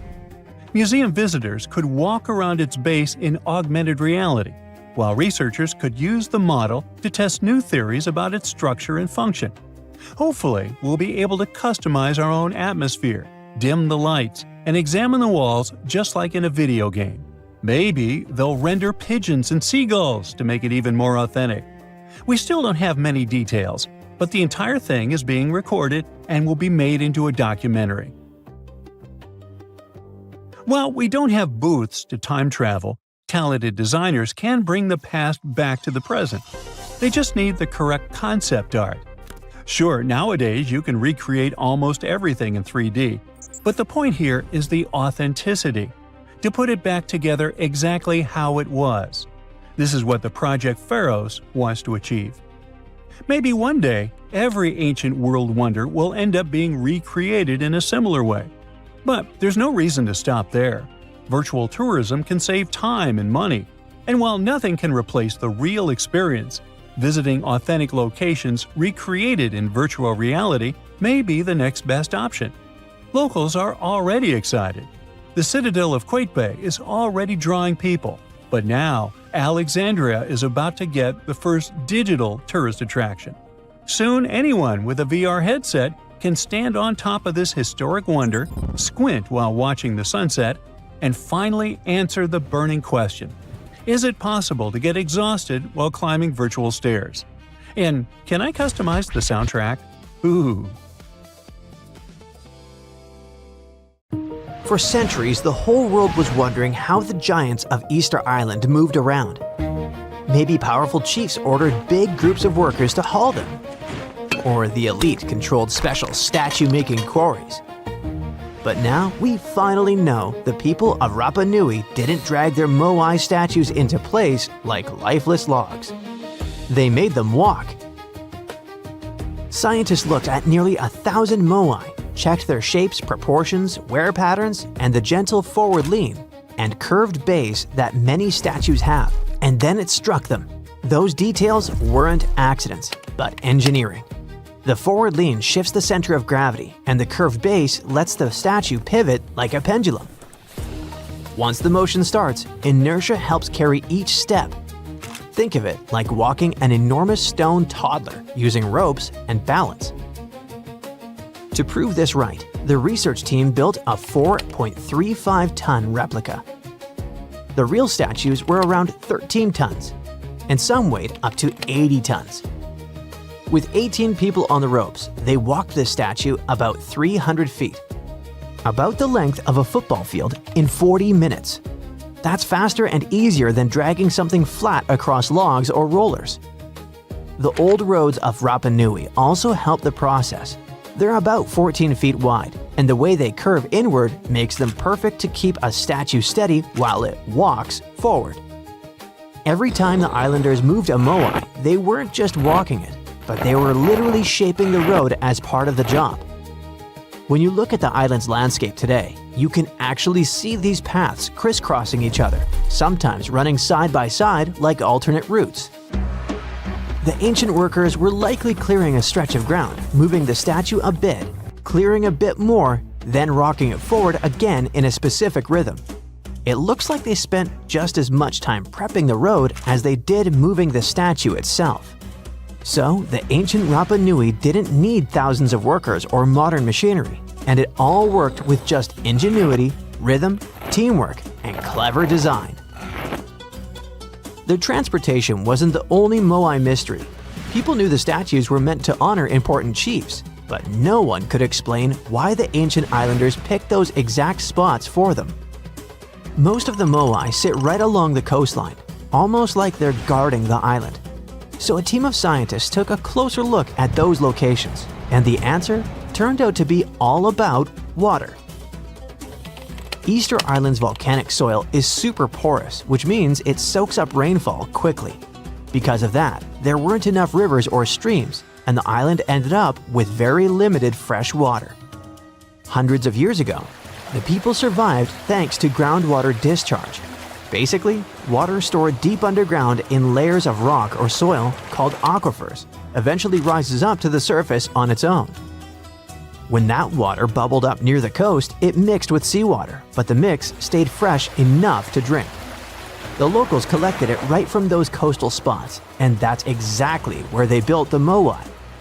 They weren't just decorating the coastline, they were marking the island's most essential source of fresh water. Now, most of the moai bodies were made from volcanic tuff, a soft, easily carved stone, and most of the statues were carved in one quarry inside an ancient volcano.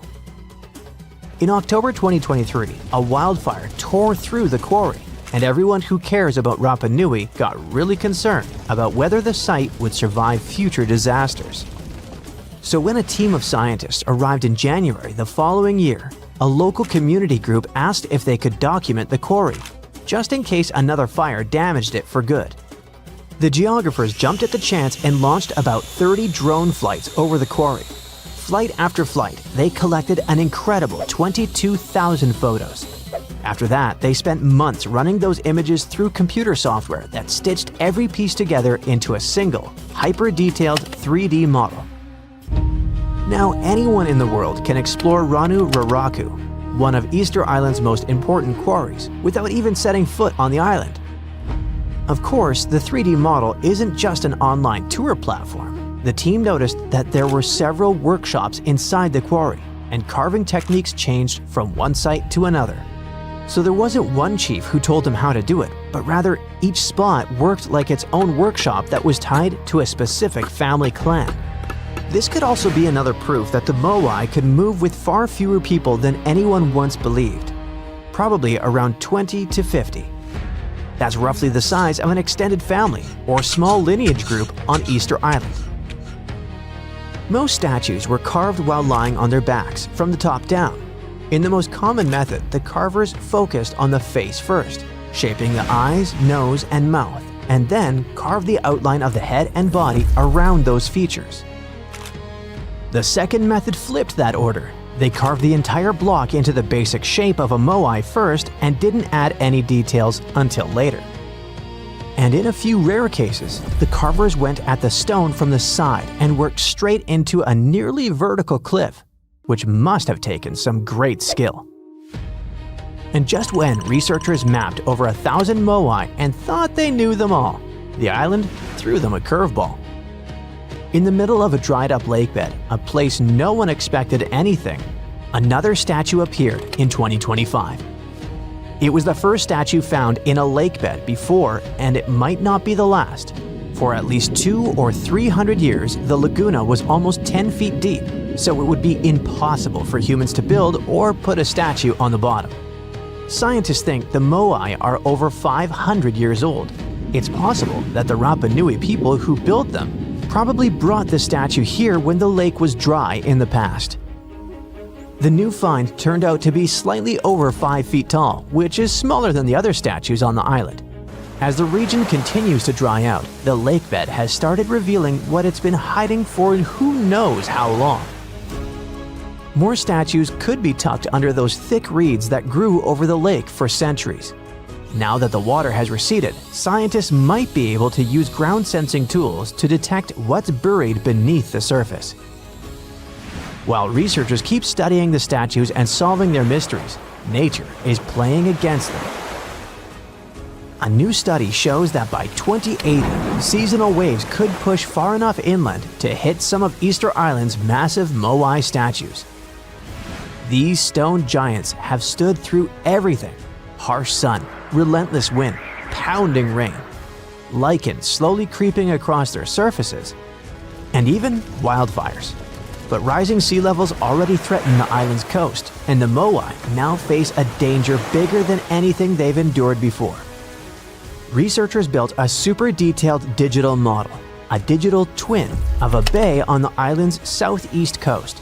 They ran a bunch of simulations to see how different sea level rise scenarios would change the way waves move through the bay. The results of these simulations showed that waves could start reaching the site's 15 moai by 2080, and then of the most recognizable and photographed statues on the island could end up flooded. This spot sits on a big ceremonial platform and draws more visitors than almost any other moai spot on Rapa Nui. And the danger doesn't stop there. Dozens of other important cultural features nearby are also in danger. Ancient dwellings, petroglyphs carved into stone, burial sites, old rock gardens. Basically, the entire physical memory of Rapa Nui's cultural history. If the island doesn't manage these risks, it could even lose its UNESCO World Heritage status. Now that researchers understand the threat more clearly, they want to use this knowledge to help protect the island. Scientists hope to collaborate closely with local communities to safeguard Rapa Nui's cultural heritage for future generations. Okay, what if I tell you that the extraterrestrials we all imagine as little green men may actually look like very normal Earthlings and chill in Europe? This is the Iberian Peninsula, and people living there are under suspicion. Ooh. Here's the reason. Somehow, parts of the most important artifacts that the Iberian civilization called Treasure of Valena are made of metal that simply can't be found on Earth, because it's metal from a meteorite. Now let's tackle this step by step. This is the artifact itself, and it's composed of 59 different objects. Bowls, bottles, and bracelets. Is there a pattern there with all those bees? In total, the find weighs around 20 pounds, of which 18 pounds are 23.5 karat gold. Now, if you're not a metal specialist, I'll clarify it for you right away.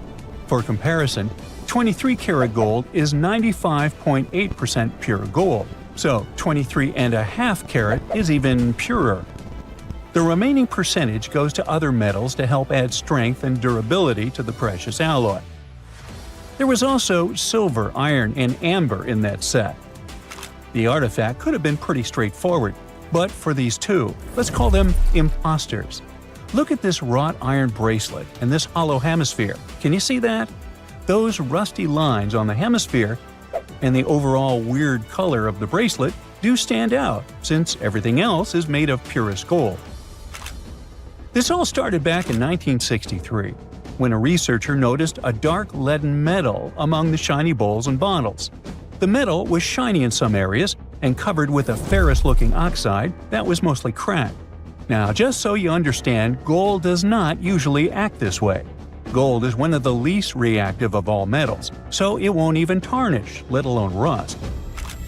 To figure out where this suspicious iron came from, researchers turned to mass spectrometry, which checks out the mass-to-charge ratio of molecules. Their findings showed that the nickel in the iron is similar to that found in meteoritic iron. Simply put, the bracelet and the hemisphere are of extraterrestrial origin. Ooh. Now, the exact age of the trove is hard to determine, yet it's crucial. We need to know the exact age to see if it coincides with the start of the Iron Age in the Iberian Peninsula. If it does, then no further questions here. But if it doesn't, well, it's, at the very least, weird, if not suspicious. So there's this three-age system. It comprises the Stone Age, then the Bronze Age, and then the Iron Age. The Stone Age is of no importance here, so let's compare the Bronze and the Iron Ages. The Bronze Age began when it was realized that combining copper and tin produced a material that was more durable than either metal alone. This era was all about major upgrades in tools and weapons, but two standout inventions were writing systems and the wheel. Then came the Iron Age. This time was all about slowly bringing iron into everyday life. Iron was way easier to shape into cool designs than bronze. Now, this was a big deal because iron, especially transformed into steel, provided significant improvements in all aspects of life. Tools became lighter, cheaper, and stronger compared to their bronze equivalents. You get it?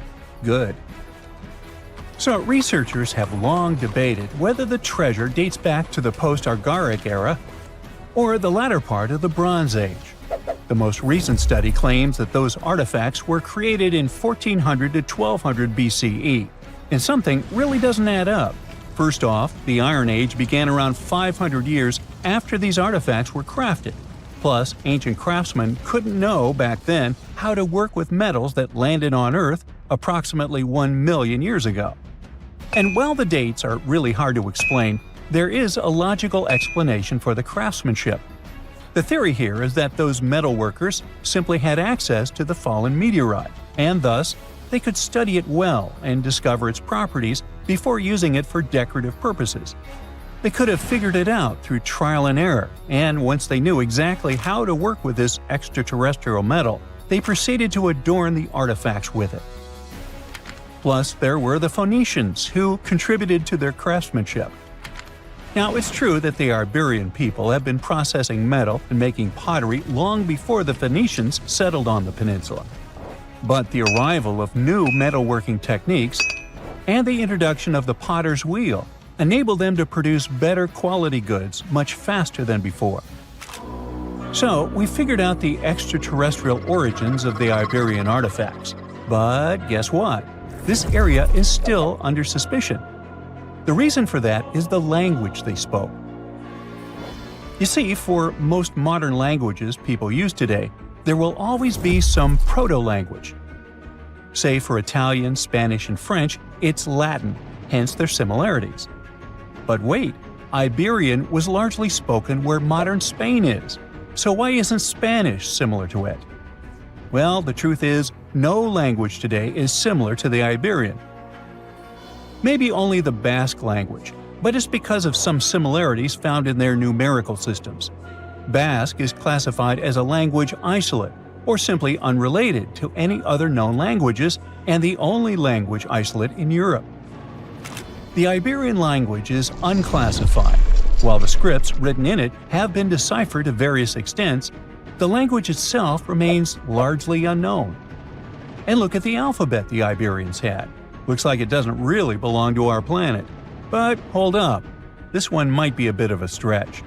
When the Phoenicians came to the peninsula, they brought along their alphabet to the Iberians. But honestly, the Iberians probably weren't keen on just copying someone else's writing system, so they tweaked it until it looked completely different. Let's just say they took some inspiration and ran with it. While linguists can guess to some extent how most characters sounded, actually translating the language is still completely impossible. The Iberian language was non-Indo-European and faded away over 2,000 years ago. And there aren't any similar languages left to help us out. Super frustrating, right? Yeah. We got over 2,000 Iberian inscriptions from tombs, coins, potteries, lead plates, and even cave wall carvings. But aside from a handful of words, we're totally in the dark about what they mean. Now, if we could understand their language, we might have learned that they were great thinkers and all, but we can only contemplate the works of art they left. Iberian culture has a lot of amazing stuff made by talented artisans. We're talking about not just metalwork and ceramics, but also detailed sculptures, textiles, jewelry, and other personal bling. But here's the catch. Making all those luxury items depended a lot on a big farming class. At the heart of Iberian society, most folks were involved in farming and taking care of livestock. Depending on where you were, the types of farming varied. For example, up in the north, they were all about growing grains, while down in Valencia, they focused on producing olive oil and other agricultural aspects. In the west, raising animals was the name of the game. Still, we don't have much information about the day-to-day lives of the many people doing this essential work.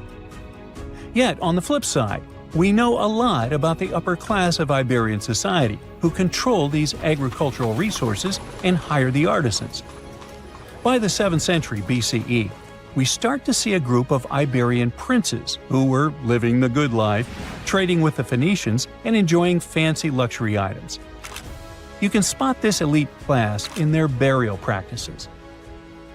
Cremation was the go-to method for funerals among the Iberians, and wealthy individuals were often found in cemeteries with all sorts of lavish goods and funerary sculptures that give us a peek into the fashion and hairstyles of the rich.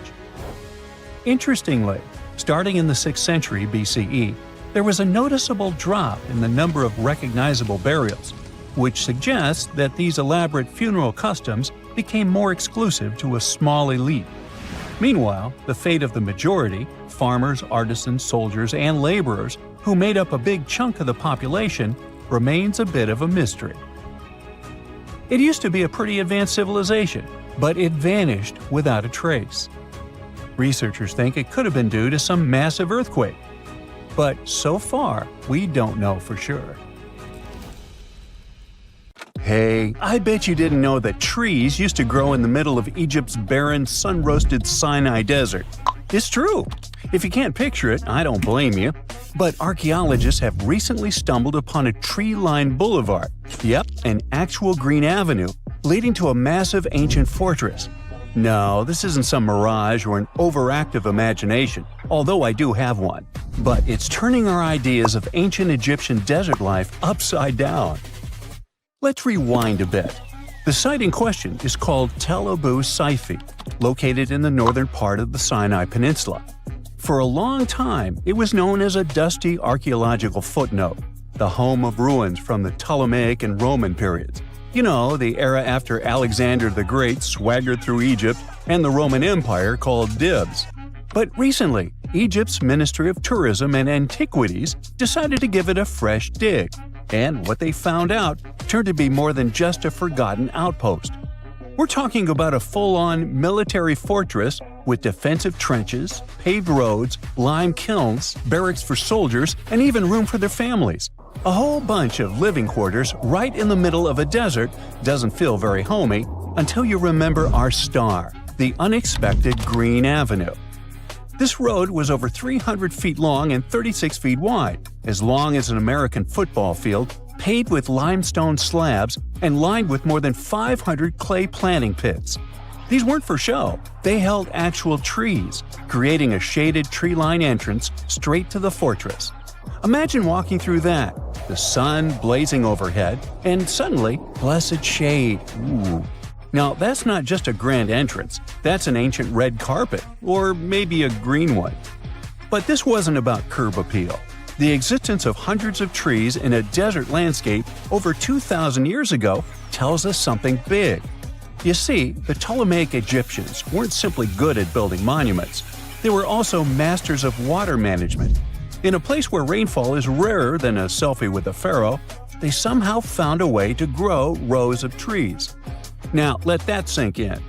To irrigate that many trees in a desert, they must have had a sophisticated irrigation or water transport system, something capable of moving and distributing water efficiently in this harsh climate. Maybe they channeled groundwater, or maybe they captured seasonal rain, or maybe ancient sprinkler systems. Okay, maybe not that fancy. But still, it's clear they were ahead of their time. Here's the thing, we already know the Egyptians mastered water control. They harnessed the Nile with ditches and canals to feed distant fields. So irrigation wasn't exactly a mystery to them. They had the skills and the knowledge. And sure, scientists still debate what the Sinai climate was like 2,000 years ago, but many believe it may have once been greener. After all, take one look at those dramatic mountains and rocky landscapes, shaped and sculpted as if by brute force of ancient rivers. And it's hard not to think that water once played a bigger role out there. Plus, archaeologists have found tons of evidence showing that Ptolemaic Egyptians cultivated fruits, vines, and trees on a large scale. In other words, growing a forest in a desert might feel wild to us, but to them, it was just another Tuesday. And now, this green avenue is making archaeologists wonder, what if similar irrigation systems were used elsewhere, say for transporting the enormous stones used to build the pyramids? There's already a theory that ancient rivers or human-made canals help move those stones. And the Tel Abu Saifi discovery? Well, it might just be the missing puzzle piece. This isn't just a dream. Back then, rivers were like highways, power grids, and cargo trains of the ancient world, all rolled into one. Egyptians used them for everything: irrigating crops, trading goods, powering industry, and even mobilizing for war. If you were doing something important, odds are it involved a river. But wait, it gets even better. Excavations revealed deep defensive trenches, like ancient moats, dug more than 6 feet deep around the fortress.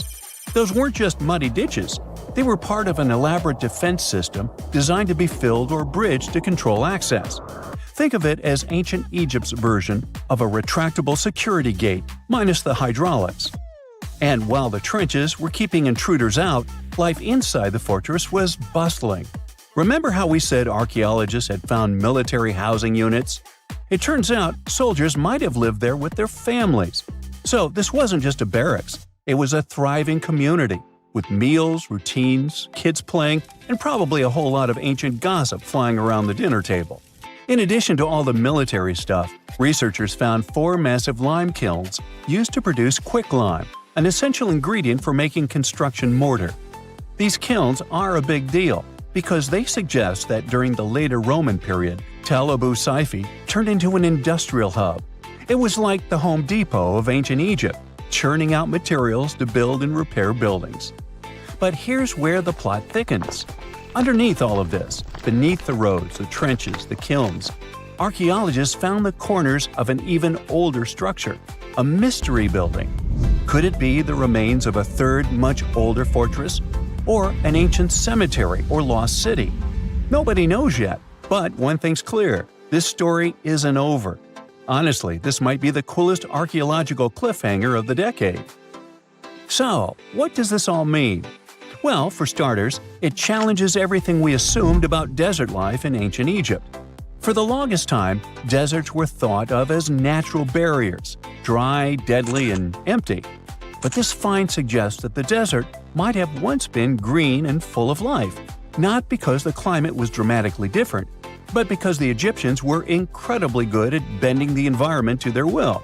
They didn't just survive in the desert, they transformed it. It also adds fuel to the fire in the age-old debate about ancient Egyptian tech. If they could build a fortress with tree-lined roads, moats, irrigation, and industry in the middle of the Sinai, is it really such a stretch to imagine they could engineer water channels to move pyramid stones? Forget the Ancient Aliens TV show. Sure, it's entertaining, I'll give you that, but it makes us forget something crucial. Those people were brilliant. A lot of what we call modern technology is recycled ancient ingenuity. And who knows how much knowledge we've lost over time. Meanwhile, the dig continues. Scientists are now mapping the entire Tel Abu Saifi site, trying to piece together how all the structures connect. Some want to analyze soil samples to find traces of old tree roots and maybe even figure out what kinds of trees once grew there. Imagine if they were date palms. We might be looking at the world's oldest snack lane. You already know that the implications of the discoveries don't stop with history books, right? This kind of discovery has modern relevance too. Our world is going through a lot of change, with crazy weather and huge heat waves. So maybe we should be asking, what can we learn from ancient civilizations that once made the desert bloom? If nothing else, Tel Abu Saifi reminds us that the ancient Egyptians were more than just pharaohs, pyramids, and mummies. They were visionary planners, eco-architects, and straight-up problem solvers. They didn't wait for nature to hand them what they needed. They engineered it. And thanks to discoveries like this, we're getting a clearer picture of just how advanced and, frankly, how cool ancient Egyptian civilization really was. So next time someone tells you deserts are just empty wastelands, you can hit them with this fun fact. Over 2,000 years ago, in the heart of the Sinai Desert, there was a fortress with a tree-lined avenue, moats, military housing, an industrial center, and even a secret underground structure. Take that, sand dunes! Who knows what else is still buried out there, waiting to rewrite history? Have you heard of Göbekli Tepe? It's an ancient site in Turkey that literally made historians rewrite history books. Over 11,000 years ago, a group of prehistoric humans crafted an enigmatic masterpiece that's even older than Stonehenge.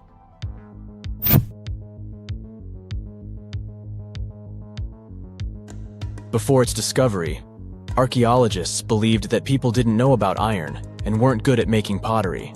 They were sure that settled life only emerged with the need for agriculture. But Göbekli Tepe changed this belief.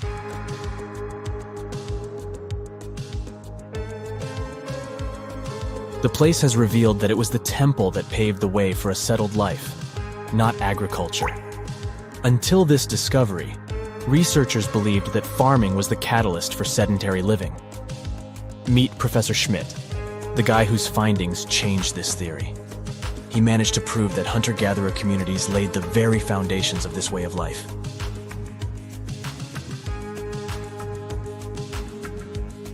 Back in the 1960s, other archaeologists visited the area, but they totally missed the mark. While surveying the region, they stumbled upon a hill with scattered limestone slabs and concluded it was just an old burial ground from medieval times. Little did they know that there was so much more to uncover.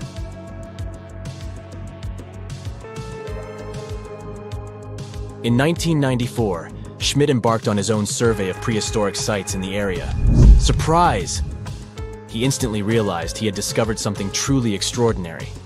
Unlike the nearby flat and barren plateaus, Göbekli Tepe had a gently rounded top, rising 50 feet above the surrounding landscape. Funny enough, the translation of this place's name is Potbelly Hill. Schmidt was sure only humans could have made something like this.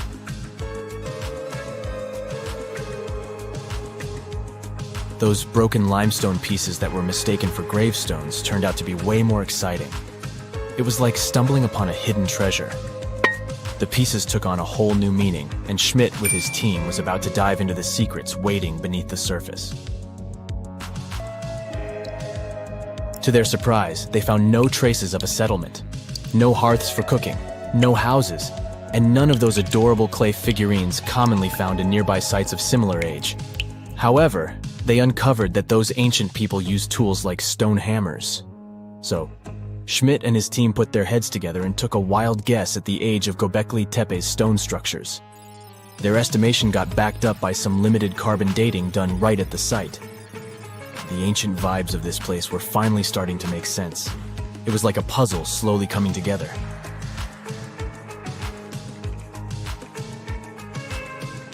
You may think that back then, people didn't have special tools to create something as cool as Göbekli Tepe. Not true. Turns out, these prehistoric folks used flint tools instead of fancy metal chisels. They were also skilled at chipping away softer limestone and crafting pillars right on the spot. Afterward, they carried the pillars a short distance to the summit and placed them upright. Once the stone rings were complete, they covered them with layers of dirt. Over time, they added new rings, and voila, you've got a cool hill to impress people in the future.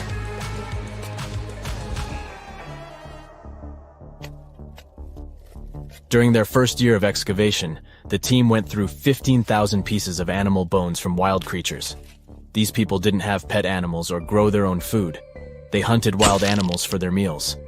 But things were about to change, because the place had everything they needed to start farming. Scientists say they had wild sheep and wild grains that could be domesticated. And guess what? Just 20 miles away, geneticists found evidence of the world's oldest domesticated strains of wheat at a prehistoric village.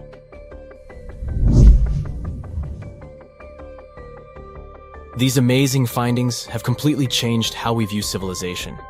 In the past, experts believed that people needed to learn how to farm and settle in one place before they could build temples and develop complex societies. But guess what? Schmidt's research flips that idea on its head.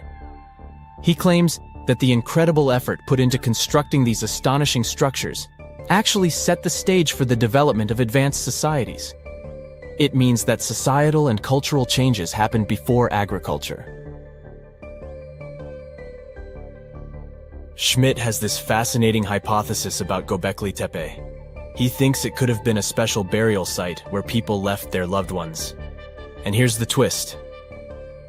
The burial site was adorned with fancy statues and symbols representing deities from the spiritual realm. The idea that Göbekli Tepe could have served as a sacred place adds another layer of complexity to the whole story. While the site's true purpose may remain elusive, Schmidt's insights invite us to consider the profound interplay between life and the afterlife, and the deep reverence ancient hunter-gatherer societies may have had for their departed ancestors. Now let's talk about the stars of the show, the mesmerizing T-shaped columns that dominate Göbekli Tepe. These mysterious structures range from 10 to 20 feet tall and most likely represent stylized human figures. But one figure stands out from the rest, the three-dimensional lion relief. This depiction really fires up our imagination. Why? Because it hints at the possibility that lions roamed Anatolia during the Neolithic period.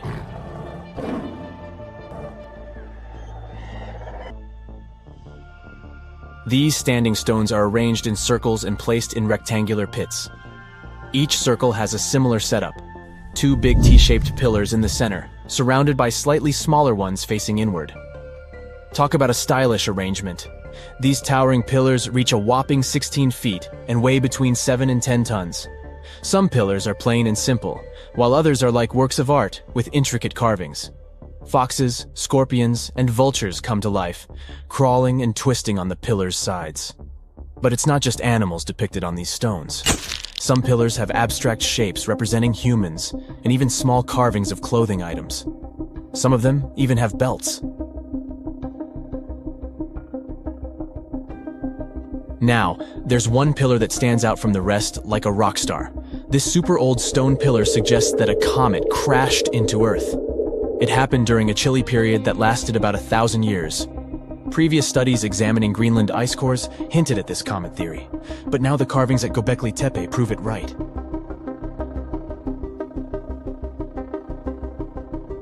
The carvings on the pillars are like a historical comic strip. They even show a headless human figure. Researchers fed the images into a computer and discovered their connections to constellations, indicating that this temple might have been an ancient observatory. It's like our ancestors were trying to document this cataclysmic event in their own unique way. Archaeologists have been excavating and researching Göbekli Tepe since the mid-1990s, peeling back layers of history and providing us with a deeper understanding of the intricate relationship between various elements. They have no plans to stop the whole process for another 150 years. Who knows what else they'll find? You see, Göbekli Tepe has been labeled purely as a ritual site with no signs of domestic activities. We were led to believe that the absence of water meant it couldn't support semi-sedentary communities.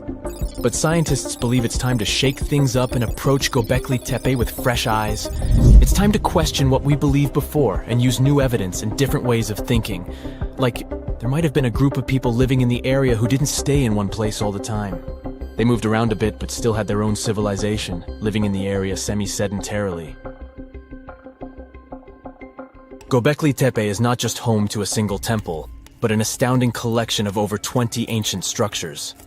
As archaeologists delve into the depths of this wonder, they are unraveling its unique layout, featuring two prominent focal points at the heart of each establishment, complemented by smaller structures and dividing walls. What's even crazier is that in this area, there are over 200 obelisks, which are narrow tapering monuments. You're probably familiar with the saying, X marks the spot. It comes from pirate lore and adventure stories often linked with treasure maps. They may be out of fashion these days, but that doesn't stop countless antiquity hunters from searching through hills and fields daily. One such enthusiast didn't have a map with a giant X on it, but when his metal detector beeped on a sunny day in April 2025, he uncovered one of the largest buried coin hoards ever recorded. So, what kind of treasure are we talking about here, and what makes it so unique? The discovery was made by Romanian hobbyist Marius Manghia, who says he just wanted an excuse to get some exercise and fresh air. During one of those walks with his metal detector in a location 30 miles southwest of Bucharest, the device picked up a signal. As he began to dig, he found a handful of silver coins just beneath the surface. Though oxidized, they seemed remarkably well preserved. Oxidation happens when metal reacts with air or moisture over time, causing it to change color, darken, or develop a crusty surface. Just like a sliced apple darkens when exposed to air if left out too long. The pile of coins grew quickly. Soon, it was obvious they were all packed into a ceramic jar. The final count was nearly 1,500 silver denarii, Roman coins likely buried around 1,700 years ago.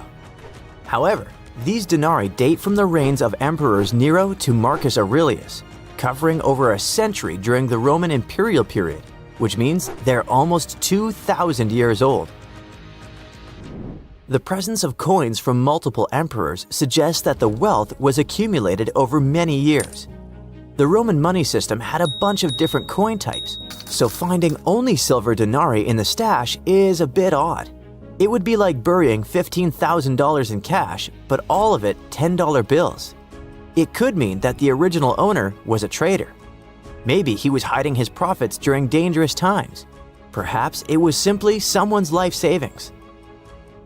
Depending on the emperor and the period, the value of denarius fluctuated quite a bit. So 1,500 denarii could have been either a comfortable retirement fund or not nearly enough. In the 1st century, one silver denarius could get you 12 loaves of bread, and if you have 5 of them, you could buy an amphora full of wine. An amphora was a large 2-handled ceramic jar used to store and transport wine, oil, or grain, and it seems to be the type of vessel in which this treasure was buried. Though amphorae were made in many different shapes and sizes, the Romans eventually standardized them as a unit of measurement, with one amphora being roughly equal to 7 gallons of liquid. The spot where the jar was buried wasn't tampered with. This might indicate that the hoard remained undetected all this time, but the amphora had already been broken when it was found. But why would it be broken, and what could that mean? While the exact cause of the breakage has not been explained yet, archaeologists say it may have been broken on purpose as part of a protective ritual before burial. In some ancient cultures, ritual vessels were deliberately damaged as a symbolic act. Maybe it means the jar had done its job, either as an offering to the gods or to keep someone from stealing it. You can have my silver, but I'm not giving you my precious jar. However, such rituals were not common in Roman culture, so it's a mystery for now.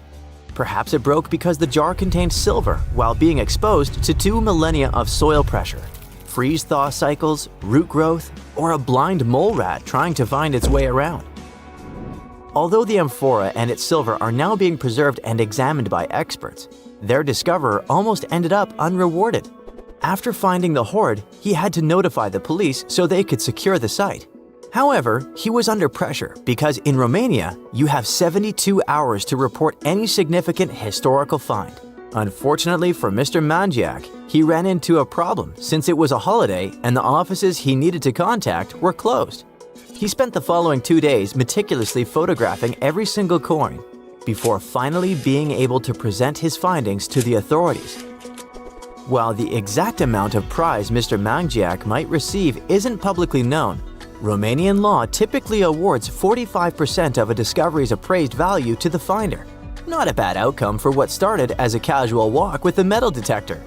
Meanwhile, the site itself had been declared an archaeological zone, and any future digging will be done under expert supervision, which means that this story might have a follow-up one day. But for now, let's focus on what makes metal detectors beep and see if there are more hidden troves to be found around the world. Today, most hobby-grade detectors rely on something called VLF technology, where VLF stands for very low frequency. When you sweep the detector over the ground, its coil sends out an invisible magnetic field. If something metallic is within that field, for example a nail, a discarded wedding ring, or ancient Roman silver, it bounces back a signal. The device picks that up and beeps to let you know something's there. The stronger the signal, the closer or bigger the object probably is. Basically, it's using electromagnetic induction to make buried metal respond, like calling into a cave and listening for the echo coming back at you. Fun fact, bats use a similar principle to detect what's in their environment, but with sound. It's called echolocation. If you yell in a cave and disturb a bat, it might send out high-pitched clicks that bounce off objects and return as echoes, helping them pinpoint everything around them. Doesn't matter if it's a tiny insect or a pesky human in complete darkness. Metal detectors use magnetic waves. Bats use squeaks and echoes. Now, if all this got you curious about grabbing a detector yourself, what are some major locations to consider? Mr. Mangiak simply went for a walk, but for many, it's a rewarding hobby that helps history and also pays off well. And not just in Romania, but all over the world.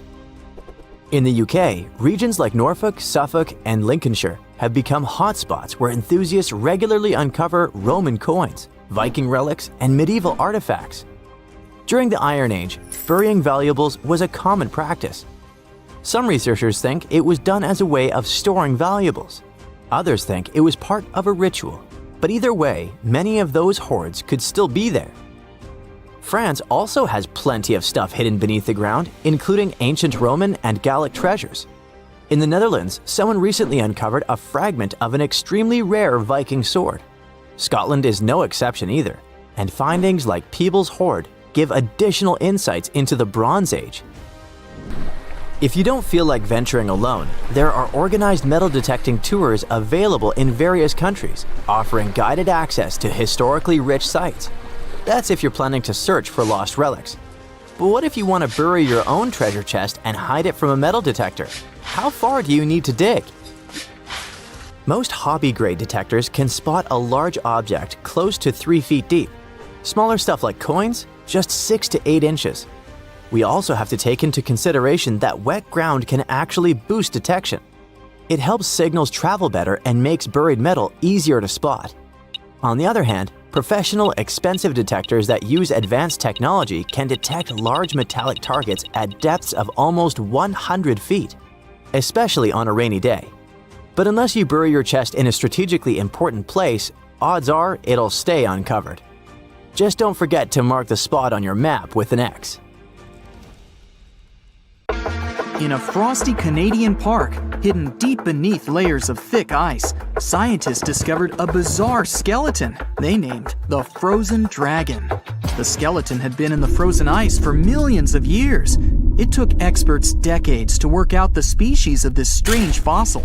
It was identified as a new genus of pterosaur. Pterosaurs were massive flying reptiles with wingspans of over 16 feet. Their heads were 3.5 times the size of their bodies. Pterosaurs lived 76 million years ago when they soared above the dinosaurs. Scientists described them as the biggest, meanest, and most bizarre animals that ever flew. The new genus has been named Cryodragon boreas, which translates to frozen dragon of the north winds. In 2013, a young mountaineer was climbing one of the tallest mountains in Western Europe, Mont Blanc. He noticed a strange metal box poking out of the snow. The mountaineer pried the box open and found that it was filled with precious rubies, emeralds, and sapphires. The climber immediately handed the box to the authorities. It was discovered that the box likely belonged to a passenger on one of 2 flights from India that crashed into the mountain over 50 years ago. The box was valued to be worth over $200,000, and authorities are still searching for the heir to the small box of treasures. In northwest Siberia in 2007, a reindeer herder was on an outing with his sons when he noticed something strange in the ice. The man realized it was a frozen mammoth calf and immediately contacted the local museum. The calf was named Luba and was the best preserved mammoth mummy in the world at the time of its discovery. Luba had been in the ice for 41,800 years and is around 30 to 35 days old. From trunk to tail, the mammoth calf is roughly the same size as a large calf.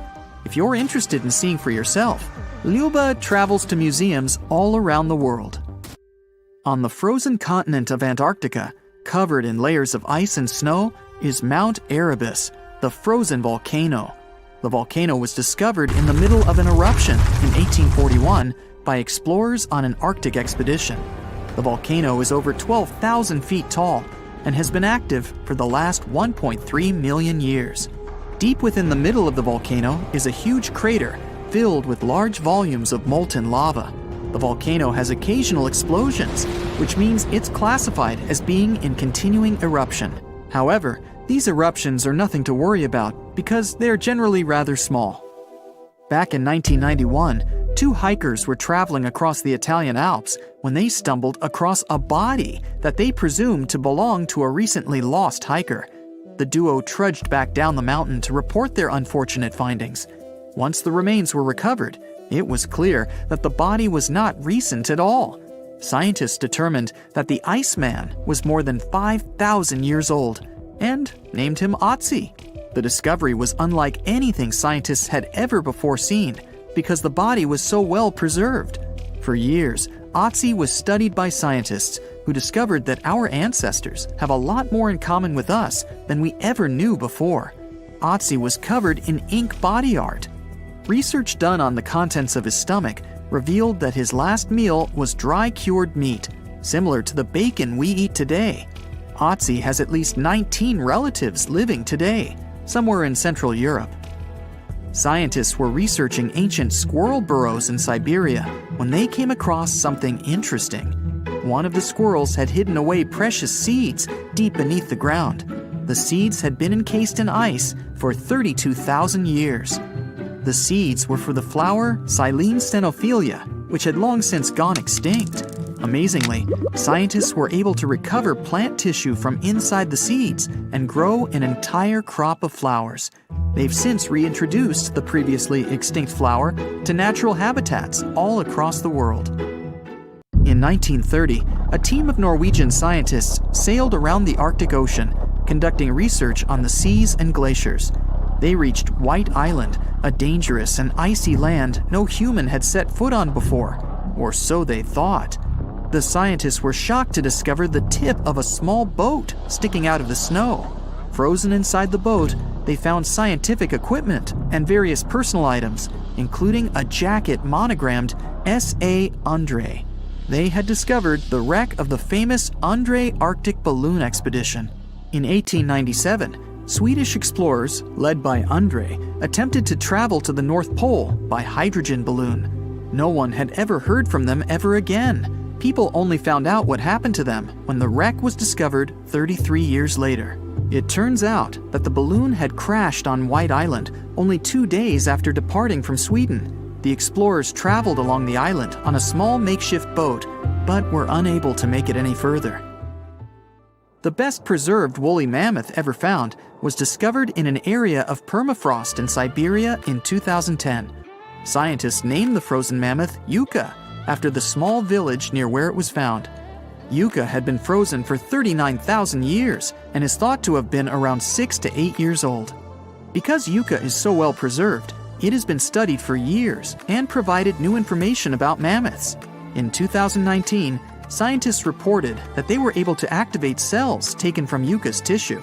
Maybe one day we'll have woolly mammoths roaming the land. From looking at pictures and videos of Antarctica, the continent appears to be freezing cold, covered in snow, and flat, except for a few small hills. Scientists believe that too. When studying the Gomburtsev Mountains in the early 2000s, they were shocked to discover that the small rocky hills were actually the peak of a gigantic mountain formation under a mile of snow.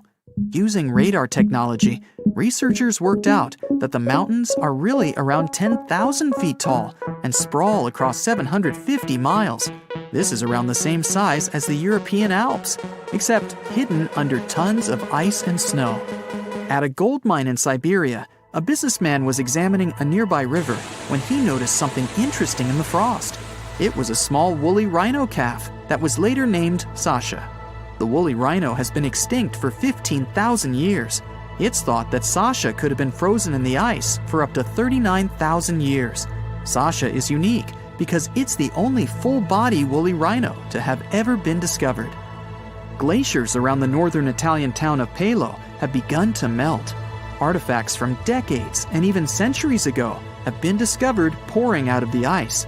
Personal belongings from soldiers have been found, things like diaries, photographs, and even love letters. Historians have even uncovered an entire cabin preserved beneath the ice. The cabin was filled with hard metal helmets and clothes. In 1845, Sir John Franklin embarked on an ill-fated expedition to the North Pole. The crew traveled on two ships, HMS Erebus and the ironically named HMS Terror. The expedition met with disaster, and both ships were lost to the icy waters. In 2016, the HMS Terror was discovered by a team of researchers. Despite being lost for 170 years, the freezing cold waters had maintained the ship in pristine condition. Scientists described the ship as frozen in time. Dinner plates and glasses were still on shelves, beds and desks were still in order, and even the passengers' luggage appeared to be in good condition. The HMS Erebus was also discovered nearby, but due to changing water conditions, the ship wasn't in great shape. The glacial ice surrounding a mountain passageway in Norway that was notoriously used by the Vikings has revealed hundreds of ancient artifacts. One of these artifacts was a giant unopened wooden box that was welded together. Researchers were beside themselves with anticipation, waiting to open this box. They believed it would be filled with Viking treasures or artifacts that would give us an insight into ancient society. When they opened the box, all that was inside was a plain old beeswax candle. It turns out that this box wasn't actually as old as they thought it was. By analyzing the candle, they discovered that the box dates back to the 17th century. The age of the Vikings had ended by the 11th century. It's likely that the candle box belonged to a farmer who was shipping it from his summer farm to his winter farm to light up the long nights. Now this bad boy was the size of a husky and could maybe pass for one, except it didn't have any fur and was a top predator with extra long blade-like canine teeth. Ooh, charming. Meet the earliest known saber-toothed animal to have ever lived. It roamed the earth well before the dinosaurs. Scientists made the description of this creature based on its fossils found on the Spanish island of Majorca in the Mediterranean Sea. About 200 million years ago, none of us were around then, the very first true mammals appeared, and they lived right alongside the dinosaurs. But if we trace the family tree of mammals even further back, we'll find an ancient group called Therapsids. They didn't look like mammals we have today, but they had some key features that would eventually help define mammals. For example, Therapsids had special openings on the sides of their skulls for jaw muscles, and parts of their jaw bones would later evolve into the tiny middle ear bones that all mammals, including you, have today. So, the new discovery is what might be the oldest known therapsid fossil.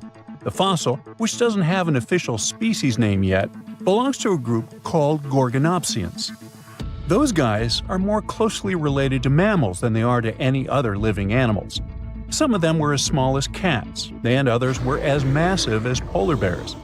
Gorgonopsians had some very mammal-like traits, like different types of teeth for different jobs. But unlike mammals, these ancient predators kept replacing their teeth, even their giant saber-like canines, over and over during their lives. Hey, that would be handy. Until now, the oldest Gorgonopsian fossils we knew about were around 265 million years old. But this new fossil is even older, dating back between 270 and 280 million years. The find was super detailed and complete, including its sharp knife-like fangs, part of its jaw, pieces of its spine, ribs, tailbones, and toe bones, plus most of one of its back legs. Even though the creature's skull wasn't complete, the scientists think it was about 7 inches long, and the animal itself would have been around the size of a medium-large dog, weighing between 66 and 88 pounds. But other than that, it didn't really look much like a dog. Even though it had some lizard-like features, calling it a lizard dog is totally wrong. Mammals and reptiles do share a super ancient ancestor from about 320 million years ago, but their evolutionary paths split a long time ago. When the newly found creature was alive, the island of Majorca was right in the middle of the gigantic supercontinent Pangaea. Back then, this area went through super wet and super dry seasons. Scientists have always wondered if major moments in mammal history happened in tropical places like this, but we just didn't have the right fossils to prove it. Now, with the discovery of the oldest known Gorgonopsian in Majorca, the missing pieces of the puzzle are coming together. It looks like some huge steps in mammal evolution could have happened in low-latitude environments we haven't explored much yet. The so-called gap in the fossil record might just be because paleontologists weren't looking in the right spots. Our hero of the day wasn't the only cool guy rocking the planet before dinos settled in. Over 500 million years ago, the weirdest predators to have ever existed ruled the oceans. The name is a bit tricky to pronounce, so I'm not going to. Okay, it's Anomalocaris, but it just literally means unusual shrimp. This creature looked nothing like anything alive today. Scientists think it was the first true apex predator, the orca of its time. Anomalocaris was massive for its era, as it grew up to 3 feet from its sharp grabbing arms to the tips of its tail fins. For a while, everyone thought trilobites were its go-to meal, but new research shows it wasn't strong enough to crack open trilobite armor. So instead, it was a speedy, agile hunter with awesome vision, and it often picked off soft-body animals that zipped through the open water. Now, another really cool creature from pre-dino times is a fish that could walk on land. Tiktaalik lived in marshy rivers that looked a lot like today's Amazon rainforest. It could grow up to 9 feet long, and it found its prey in rivers and inlets like a modern-day freshwater crocodile. It had a flexible neck and even some early versions of lungs, and thanks to them, it could survive both in water and out of it. Why fish like Tiktaalik started moving toward land about 395 million years ago is still a bit of a mystery. Around that time, the ancient supercontinent called Gondwana was drifting closer to the land that would become North America. This slow movement created lots of shallow, swampy habitats, which were perfect places for crocodile-like animals to thrive. Plus, these areas were near the equator, so they were warm and tropical. But there wasn't a lot of food waiting for them on land, so maybe they moved there for safety reasons. There were fewer predators and better spots to lay eggs there compared to the water. Creatures first adapted to living in open water, then shallow water, then marshes and river edges, and only after a long, slow transition did they finally step fully onto land. Now, how about a millipede the size of a small car and weighing as much as a large dog? This beauty lived over 300 million years ago in what is now England. Back then, during the Carboniferous period, Earth's atmosphere had way more oxygen, over 26%, compared to today's 21%. Scientists used to think the high oxygen levels were the only reason these creatures could get so big. But back then, they found a new fossil from a time when oxygen wasn't that much higher than today. They discovered it purely by accident, when a boulder split just right and revealed one of the most complete and largest giant millipede specimens ever. This one could have lived not just in swampy areas, but also in open woodlands filled with tasty seeds, nuts, and maybe even small animals. There's a chance that this beast wasn't a slow, plant-munching crawler, but a predator that would snap up whatever it could find. After dominating the Earth for about 45 million years, the giant millipedes eventually vanished. Probably the reptiles pushed them out, clearing the way for the age of the dinosaurs. Now, in case you ever wondered what would happen if you crossed a polar bear with a saber-toothed cat, here's the answer. This guy ruled the southern ecosystems after migrating 7,000 miles across the supercontinent Pangaea around 252 million years ago. It had a tough skin like a rhino's and massive canines, perfect for tearing away huge chunks of meat, and it was an excellent runner. Once it got to its new home, in what is now South Africa, it replaced a whole group of local predators. But its glory didn't last long, as closer to the end of the Permian period, massive volcanic eruptions made the weather patterns change and wiped out about 90% of all species. And because top predators are usually big, slow to grow, and not super common, they often vanish among the first when massive extinction events hit. And that's how our guy here went extinct.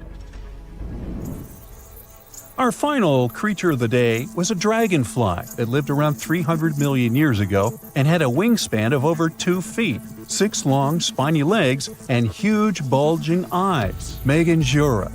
This 4-winged giant is most likely the largest flying insect that ever lived, and it easily outsizes today's dragonflies, which are its distant relatives. Like modern dragonflies, Meganjura like to hang out in open areas near ponds and slow-moving streams. But unlike today's dragonflies, it wasn't just catching tiny bugs. This guy was likely the top predator in these open spaces. It used the spines on its legs like a flying trap to snatch prey out of the air, including other flying insects, small amphibians, and even lizard-like creatures. Scientists found the first fossils of Meganjura in 1880 in the coal-rich rocks in France. The fossils were incredibly well preserved and showed off the detailed vein patterns in their wings. Scientists think Meganjura grew so huge because it didn't have much competition from vertebrates, and the air back then, during the Carboniferous period, had a lot more oxygen than it does today. No man shall ever find my tomb. That's what, according to rumors, Cleopatra once said. Rumor has it really wasn't about the gender. She wanted no living soul to disturb her, and I think she meant that no human would ever discover the location of her grave. But, surprisingly, it was indeed a woman who was closer than anyone before to finally discovering the Queen's resting place. Meet Kathleen Martinez Berry, a criminal lawyer turned archaeologist.